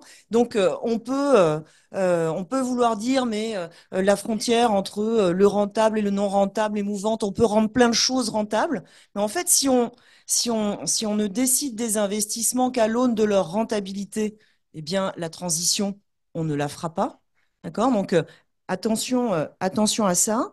Et j'entends Mireille sur, en fait, la nécessité de réorienter les fonds privés, cette reprise en main du système financier dont tu parles, c'est pour réorienter les fonds privés, c'est pour réorienter d'ailleurs l'activité des banques vers le financement de l'économie, ce qu'elles ne font plus suffisamment, vers le financement des investissements de transformation. Mais que faut-il pour cela? Pour cela, il faut des politiques volontaristes, il faut des politiques monétaires volontaristes, il faut de la réglementation bancaire volontariste, finalement, beaucoup plus intrusive que ce qu'elle est aujourd'hui. Parce que les banques nous disent beaucoup qu'elles sont sous une avalanche de règles depuis la crise financière de 2007-2008. En réalité, l'approche qui encadre les banques, c'est quand même une approche très complaisante avec les mécanismes de marché et qui change pas beaucoup le modèle d'activité des banques. Il n'a pas beaucoup changé depuis la crise. Donc oui, l'activité des banques est peu orientée vers le financement de la transition. Pour y arriver, en fait, il faudrait des réglementations pas seulement prudentielles, et même celles-ci, en fait, elles bougent pas beaucoup. C'est-à-dire que faudrait non seulement, si vous voulez, verdir les exigences de fonds propres des banques pour pénaliser les financements qui vont au mauvais endroit. Mais en fait, il faudrait vraiment agir sur la composition des bilans bancaires et faire en sorte que ces bilans bancaires se décarbonent, verdissent et que la part de brin s'enlève. Cette approche-là, c'est en fait une approche très intrusive qui n'est pas du tout dans la philosophie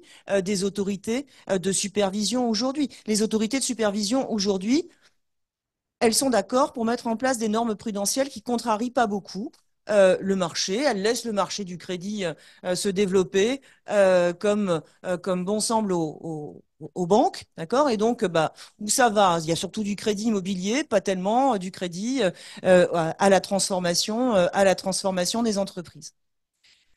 Au niveau de la politique monétaire, l'approche n'est pas très volontariste non plus. C'est-à-dire qu'on n'en est pas encore à verdir le coût du refinancement des banques auprès de la Banque centrale. D'accord? On n'en est pas du tout là. Donc, ces politiques volontaristes, elles n'existent pas. D'accord?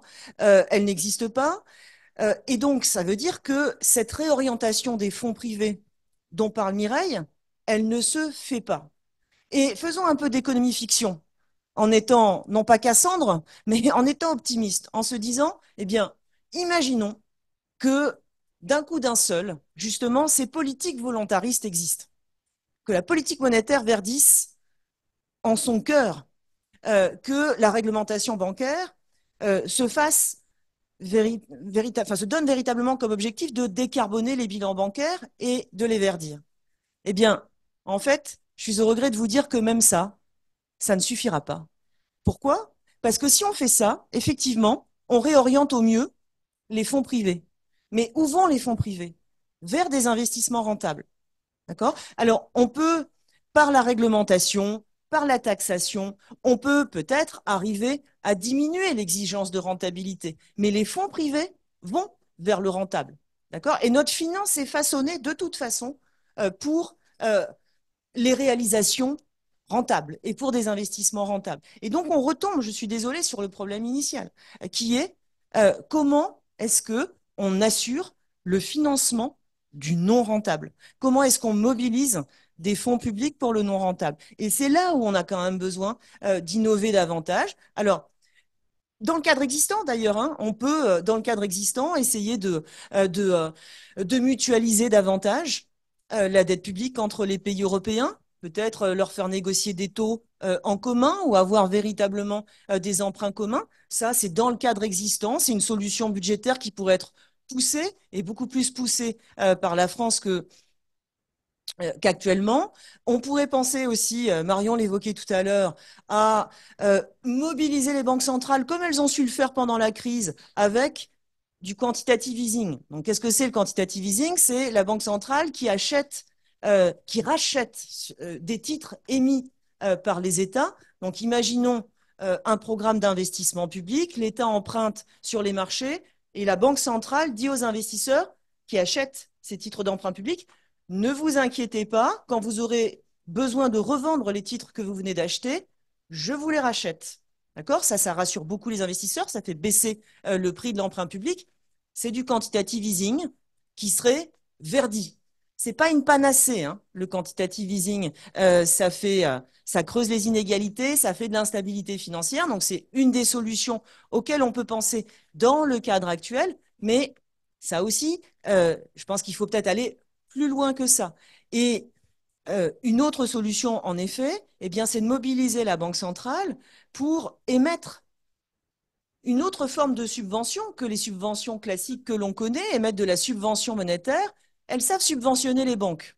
eh bien, qu'elle subventionne la transition écologique. C'est un peu ça. C'est un peu ça l'idée. Techniquement, c'est faisable. On peut imaginer un dispositif tout à fait compatible avec le cadre institutionnel européen. Donc, c'est pas pour vous vendre une solution qui me tient à cœur. C'est juste pour dire, si vous voulez, il faut absolument qu'on réfléchisse à des solutions alternatives. Et quand on veut absolument se rassurer en se disant, mais non, il n'y a pas de problème de financement, les milliards, on s'en fout un peu. Regardons plutôt la bonne utilisation et faisons preuve d'intelligence. Bien sûr qu'il faut faire preuve d'intelligence. Bien sûr qu'il faut regarder où vont les subventions. Bien sûr qu'il faut rationaliser plein de choses. Mais je crois qu'il ne faut pas sous-estimer le coût que ça représente et les transformations vraiment profondes dont on a besoin pour pouvoir financer la préservation de la nature, le respect des limites planétaires et le respect de l'humain. Et donc, la transformation en fait du système monétaire et financier qu'il nous faut, c'est quand même une transformation assez profonde en fait, et qui va au-delà du verdissement du verdissement en surface de la politique monétaire et du verdissement de l'approche prudentielle de la réglementation. Allez-y, oui. Et après, il y a des questions. Je me permets de réagir sur le début des propos.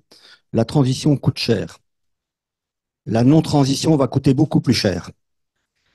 Et je vais prendre un exemple.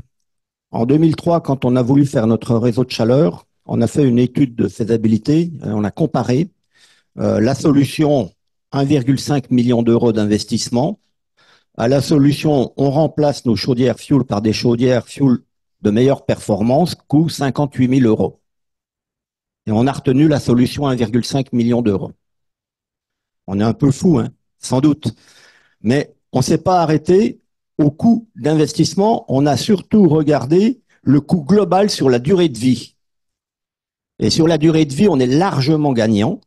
Moi, je vends de la chaleur à 4 centimes d'euros le kilowattheure. Ça doit faire rêver, je pense. Voilà. Donc, et avec ça, je boucle mon budget. Je rembourse mes emprunts d'1,5 million d'euros, etc. Je boucle mon budget. Ce qui nous manque, je vais être un petit peu politique, excusez-moi. Ce qui nous manque, ce sont des visions à long terme. Ça fait quand même 50 ans que le Club de Rome nous alerte et qu'on a le GIEC qui nous dit attention, attention. Ça y est, maintenant on a fait une croix sur le plus 1,5 degrés. On sait que de toute façon on l'aura. On est en train de se battre pour du 4 degrés. Avec les conséquences que cela implique sur le trait de côte, sur les morts que l'on va avoir par l'augmentation de température, les assurances qui ne vont plus assurer, etc. Financièrement, ça va nous coûter énormément plus cher si on ne réagit pas. Quand même, moi je suis désolé, j'aurais malheureusement loupé ma vie là-dessus, parce que voilà, il y a 20 ans, quand j'avais 20 ans, j'aurais dû réagir plus rapidement. J'aurais dû mieux écouter le Club de Rome. Et pourtant, ça suffit pas. On ne réagit pas. On est en train, en 2025, de relancer les investissements sur les énergies fossiles. Bon sang, mais quand est-ce qu'on arrêtera? Quand est-ce qu'on va lutter contre le dérèglement climatique véritablement? Enfin, moi, ça, excusez-moi, ça mérite. Voilà. Merci. Non, alors, On moi, va prendre des questions. voilà, je voudrais juste dire une petite chose parce qu'on peut en parler longtemps, mais bon, juste pour le court-termisme et l'absence de vision à long terme, pour moi, dans le prisme de sur quoi je travaille, c'est directement lié à la finance. C'est la finance qui fonctionne uniquement à court terme parce qu'elle est déréglementée. Bon, voilà. Et la finance gouverne pas mal, donc elle prend un certain nombre de décisions et voilà. Mais il y a une autre idée, je pense, qui est importante. Et c'est aussi lié, en tout cas c'est vrai dans le système financier, et ça rejoint exactement ce que vous avez dit, mais en venant d'ailleurs, c'est, moi je pense, et ça m'intéresserait d'entendre Dorothée là-dessus, je suis de plus en plus frappée par le fait que je pense que le système financier international global, surtout le système d'investissement dans les États qui s'appuie surtout sur les agences de notation, sous-estime considérablement les risques. C'est-à-dire qu'aujourd'hui, moi, quand je lis le rapport de la notation d'une grande agence sur la France, je lis, il n'y a pas de problème environnemental. Il n'y a pas de risque. Il y a ESG, il n'y a pas de risque E. Bon, alors je sais en partie d'où ça vient. Dans le rapport que j'ai évoqué tout à l'heure, on nous dit, le LGFS dit 15% de perte de PIB en 2030, c'est pas beaucoup. Donc, en 2050, pardon, 30% en 2100, c'est pas énorme. Il y a tout un tas de choses qui peuvent coûter aussi cher que ça. Et en fait, c'est pas vraiment compatible avec ce que vous dites vous. Vous nous décrivez un avenir de catastrophe totale, dans lequel 10 ou 15% de PIB, c'est ça le problème. Bon, alors tout ça, c'est documenté, on sait pourquoi, mais je dis ça parce que je pense que là encore, il n'y a pas que dans l'environnement que la finance sous-estime les risques. Il n'y a qu'à voir les catastrophes financières qui se répètent. Encore, il y en a une il n'y a pas très longtemps en Californie. Donc, on a un système financier qui ne nous informe pas non plus des risques. Et le jour où les risques arriveront dans le système financier, il y aura des changements qui pourraient être importants. Si on a le temps, ça m'intéresserait de savoir, Dorothée, vous êtes en contact, vous, au Trésor, avec des agences de notation ou avec des financiers. Est-ce que vous avez l'impression qu'ils ont le bon niveau de prise de conscience et d'alarme sur le risque climatique et environnemental? Mais bon, On laissera peut-être répondre après. Moi, j'aimerais bien. Il y a plein de bras qui se lèvent. Il faut absolument qu'on puisse prendre vos questions. On reprend, on en était. On passe après. Merci. Moi, je m'appelle Armel Prieur et j'anime l'Alliance du compte carbone. Et je voulais vous consulter sur la proposition que nous faisons de rendre les investissements très rentables pour tous. Mais d'abord pour le maire, monsieur le maire. Vous avez dit 1 000 euros par personne, ça fait 68 milliards pour tous les Français, ça, par an. Donc on est capable de faire 68 milliards pour tous les Français par an. Je suppose aussi que vous connaissez, ma fille est urbaniste à Saint-Joachim, dans la Brière, Marais de Brière. Et donc, juste 2 secondes, et ils ont installé du photovoltaïque sur tout le cimetière. Imaginez que tous les cimetières de France, les gens sont très contents. C'est à Clairvoie, les gens sont à l'abri, les gens viennent à l'ombre, et donc on peut faire ça. Et donc c'est très facile. Rendre les investissements très rentables. Nous proposons une monnaie carbone, vous le savez sûrement. On veut donner à chaque Français une monnaie carbone qui permettra de payer le contenu carbone de tout ce qu'on achète. Et de cette façon, les gens deviennent sensibles à ce qu'est vraiment le contenu carbone et les investissements deviennent rentables. Parce que chaque fois qu'on va investir, le banquier, il est d'accord pour vous prêter de l'argent puisque vous allez gagner de l'argent avec ça. Donc voilà le mécanisme que je voulais vous consulter pour savoir si on peut vraiment rendre rentable. Question sur la monnaie carbone. Est-ce qu'on va prendre peut-être deux ou trois Oui. réactions ou questions? Je crois qu'on n'ira pas tellement plus loin, malheureusement. Oui, bonsoir, merci. Arnaud Berger, on parle beaucoup de rentabilité, mais je voulais juste donner, pour poser mes questions, une échelle de rentabilité. 70% des projets économiques dans le green sont dans les territoires. 30% des projets sont entre 0 et 3% de rentabilité. 60% des projets sont entre 5 et 8% de rentabilité. Et on a à peu près que 10% des projets qui dépassent les 10% de rentabilité. C'est d'ailleurs le seuil de financiarisation. Donc, c'est pour ça que quand on parle de rentabilité, il faut se dire la moyenne de rentabilité des exploitations agricoles en France, c'est 3%, PAC comprise. Donc, un projet à 5% en solaire pour un agriculteur, c'est génial. Pour un financier dont la limite est 10%, le seuil minimum, c'est 10%, c'est que c'est pas rentable. Donc, quand l'État dit, on fait des calculs, et encore là, c'est la rentabilité des fonds propres, pas la rentabilité économique. Donc, quand l'État dit, il y a des projets qui ne sont pas rentables, mais à quel niveau on cible cette rentabilité? Si on est dans les territoires, 5%, c'est rentable par tout le monde, c'est 2 fois le livret A. Donc, ce qu'il y a pour madame, et les territoires, 70%, ce sont encore les banques réglementées qui le font. Dans la finance, de plus en plus, on est dans ce qu'on appelait avant le shadow banking et qu'on a retraduit en investissement. Voilà. Ce que je voulais savoir, c'est au niveau du Trésor, est-ce qu'il est possible de quand même pousser la BCE dans les discussions à ce que la BCE revoie la doctrine de pousser les banques européennes à plus de rentabilité pour singer les banques américaines alors qu'elles ne sont absolument pas sur le même modèle.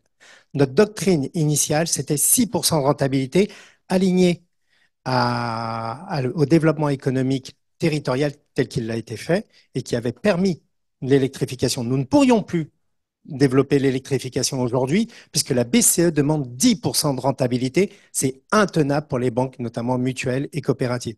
Est-ce que la DG Trésor pourrait faire cela? Deuxième chose, est-ce que la DG Trésor pourrait aider les banques et au niveau européen, je vais vous dire le cahier, voilà.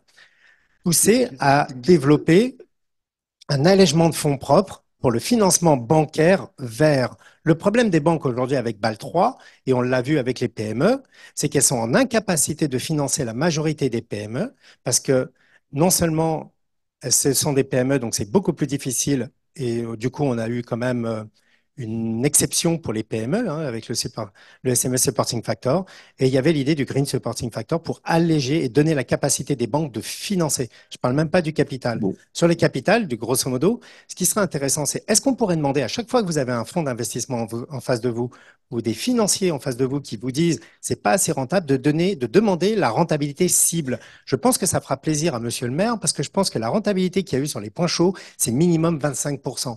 C'est-à-dire au moins plus de 10%, plus de 10 fois le livret A aujourd'hui. Merci. Merci. Il D'autres n'y avait pas d'autres questions, non? d'autres interventions ou questions? Écoutez, est-ce que les uns et les autres, si vous voulez rebondir sur ce qui a été déposé, donc sur la monnaie carbone ou sur les seuils de rentabilité, et peut-être aussi sur l'information financière voilà.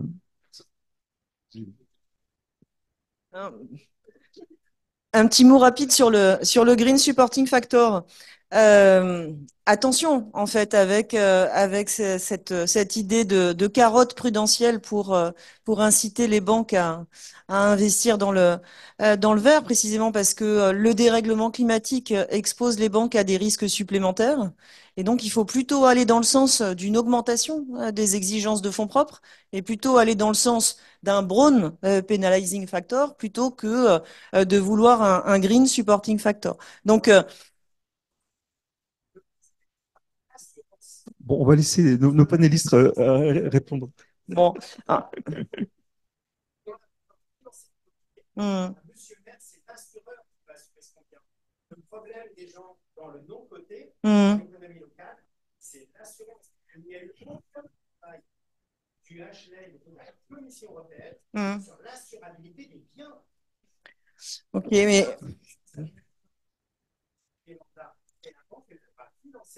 Ok.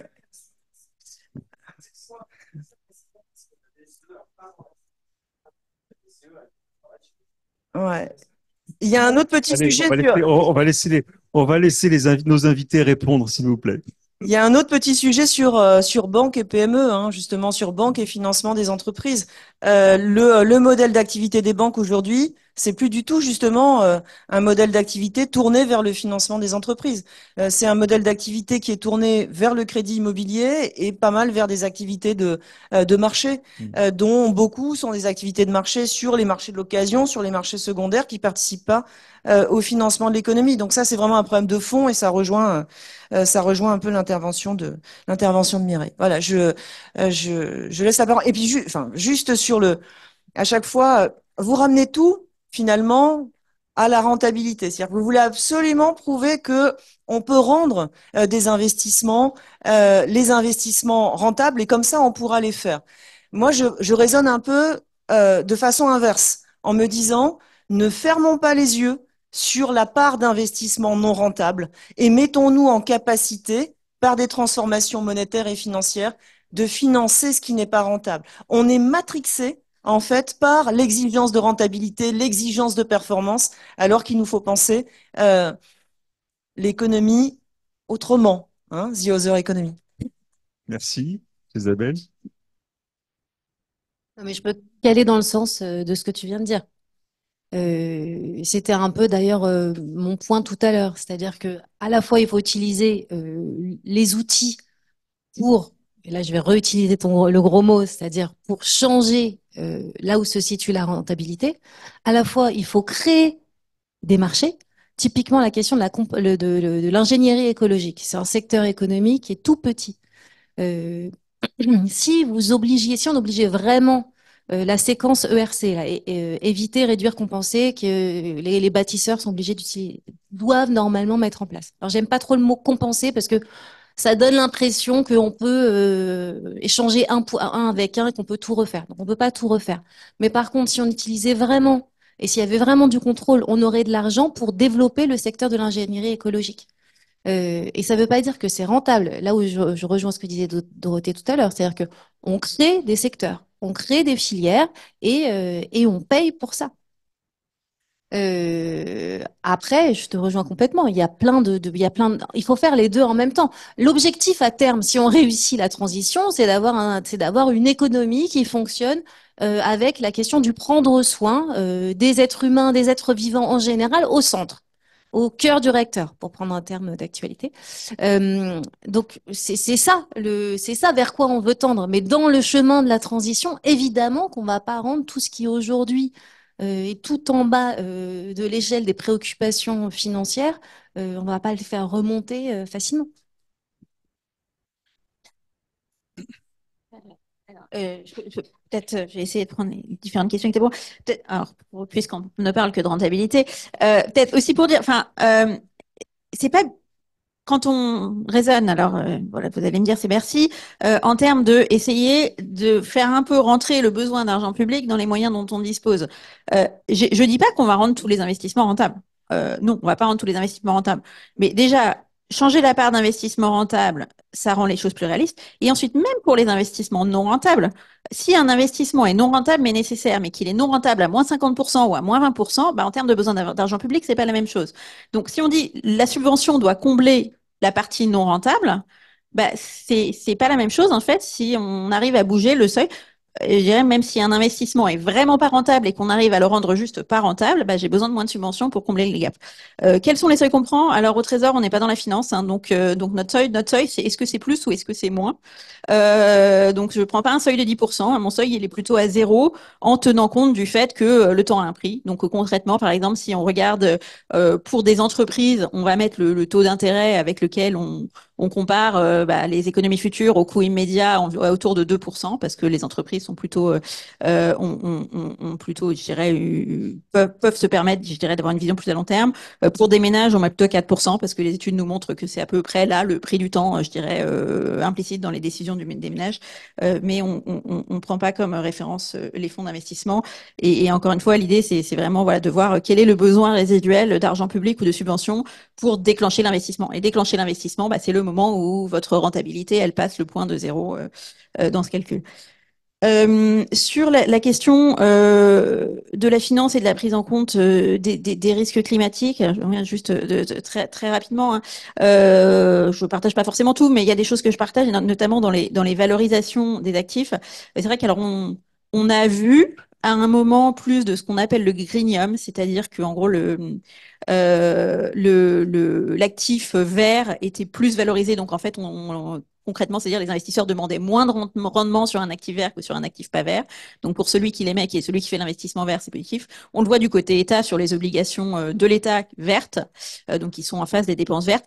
Ce greenium, il a eu tendance à baisser au fil du temps. Donc maintenant, on ne voit plus beaucoup de différence. Et donc ça, c'est un souci, hein, parce que ça veut dire qu'il n'y a pas le signal, je dirais, du côté financier. Quelles explications à ça? Alors, je pense qu'il y a une partie qui est que les valorisations ne prennent pas bien en compte les risques climatiques, notamment à long terme. C'est vrai dans la finance, c'est vrai ailleurs aussi d'ailleurs. Hein. Sur le marché immobilier, c'est la même chose. Par exemple, le recul du trait de côte à horizon 2100, c'est une certitude. Il y a des endroits, on sait que dans 75 ans, c'est inhabitable. Dans les valorisations aujourd'hui des maisons qui y sont, vous voyez zéro pricing de ça. Donc, on peut continuer à les vendre et les acheter à un prix comme si tout ça allait très bien. À un moment, il y a un vendeur qui va perdre. Mais aujourd'hui, c'est pas dans le... Donc, il n'y a pas que le marché financier. Hein. Je pense que ce côté long terme est pris en compte des risques, les plus générales. Après, je pense que sur le marché financier, il y a aussi des sujets d'information. Hein. Il y a quand même beaucoup. Mais si vous voulez investir dans des choses vertes, vous avez quand même un peu peur du greenwashing. Il y a des choses qui sont faites dessus, avec notamment des labels, comme label investissement socialement responsable, label Greenfin, qui garantissent en fait que vos investissements vont bien vers la transition, mais c'est sûr que c'est probablement insuffisant. Dernier point sur la BCE. Alors non, le Trésor ne peut pas pousser la BCE. La BCE est indépendante et en tant que ministère des Finances, on est assez attentif au découpage. Donc je ne vais pas vous dire la BCE doit faire ci, la BCE doit faire ça, parce que c'est vraiment un rôle, enfin où on essaye de maintenir la distance. Sur le fond, moi je dirais sur le fond, sur la BCE, les difficultés, hein, c'est, enfin, on a envie de se dire, tiens, elle pourrait créer de la monnaie.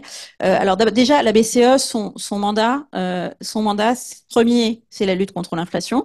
Ensuite, elle a dans son mandat de contribuer aux objectifs généraux de l'Union européenne, parmi lesquels les objectifs environnementaux figurent bien, à condition de ne pas contredire l'objectif d'inflation. C'est-à-dire qu'on peut pas se dire, on va créer de la monnaie et ça sera inflationniste, mais ça sert à la transition, ça marche pas dans le mandat de la BCE si ça met en danger l'objectif d'inflation. Oui, ben, elle en crée de manière compatible avec un On pourrait objectif. changer le mandat de la Je BCE termine. si les Pour moi- États étaient d'accord. Alors, on pourrait changer, ça demande de changer les traités, bon courage avec un certain nombre de partenaires européens. Mais plus fondamentalement, hein, moi, je trouve que la question que ça pose deux questions. D'une part, bon, si la BCE émet de la monnaie pour financer des choses qui sont pas rentables, la BCE va perdre de l'argent sur son bilan. À la fin, les actionnaires de la BCE, c'est les États. Donc, on a envie de se dire, ça nous évitera de faire du déficit. À la fin, ça se retrouve dedans. Parce que ça veut dire que la Banque de France versera moins de dividendes à l'État parce qu'elle fera des pertes, et donc, in fine, bon, ça mettra plus de temps, mais à la fin, l'argent, il vient pas de nulle part. Plus fondamentalement, le dernier point que je pose là-dessus, pour moi, c'est un problème aussi un peu démocratique. C'est-à-dire que la BCE, elle est indépendante, elle ne rend de compte à personne, ni aux citoyens, ni au Parlement européen, ni à personne, parce qu'elle a un objectif, qui est la lutte contre l'inflation. Si on commence à lui multiplier ses objectifs, elle va dire, OK, elle finance la transition. Dans la transition, elle finance quoi, en fait? Elle finance qui? Elle finance les ménages, elle finance les entreprises, sous quelle part, quelles actions, quel poids sur le climat, l'adaptation. Tout ça, c'est des choix qui sont politiques, en fait. Et qui sont des choix qui sont du ressort des responsables politiques qui sont redevables devant les citoyens et qui sont élus. Et je trouve que ça pose problème de mettre des choix assez structurants sur ce plan-là dans les mains de personnes qui ne sont pas élues et qui ne sont pas redevables aux élus. Bon, moi, j'ai un petit problème. J'ai un petit problème, c'est que on est en train d'ouvrir un super débat. Il y a un cocktail qui nous attend. On est peut-être un peu fatigué, mais ce que j'aimerais, Isabelle, oui, d'accord pour la remarque, mais un instant, moi, ce que je voudrais juste lancer un ballon, c'est que là, on ouvre un débat, on ouvre une discussion sur la BCE. Là, vous êtes vraiment pas d'accord. Il y a des oppositions frontales. Et pour nous, journalistes, c'est vachement intéressant ce débat. Je pense que ce serait intéressant que nous arrivions à le comprendre et à le mettre en scène et à l'écrire. Et donc, ce que je propose, c'est qu'à la rentrée, on se revoit, peut-être dans un format plus réduit, pour parler de ce sujet. Et maintenant, je te laisse répondre, mais Promis, c'est deux phrases. Deux phrases, parce qu'on a soif maintenant et on a chaud. La première phrase, c'est « Le dérèglement climatique est inflationniste ». Donc, au nom de la stabilité monétaire, la Banque centrale peut agir pour la transition écologique. Et la deuxième phrase, c'est « Si la monnaie vient de nulle part ».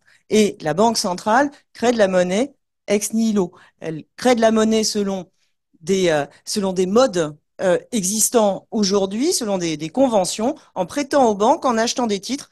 Elle pourrait aussi créer de la monnaie sous la forme de la subvention. OK, on se retrouve sur un webinaire monnaie et climat. Merci beaucoup à tous.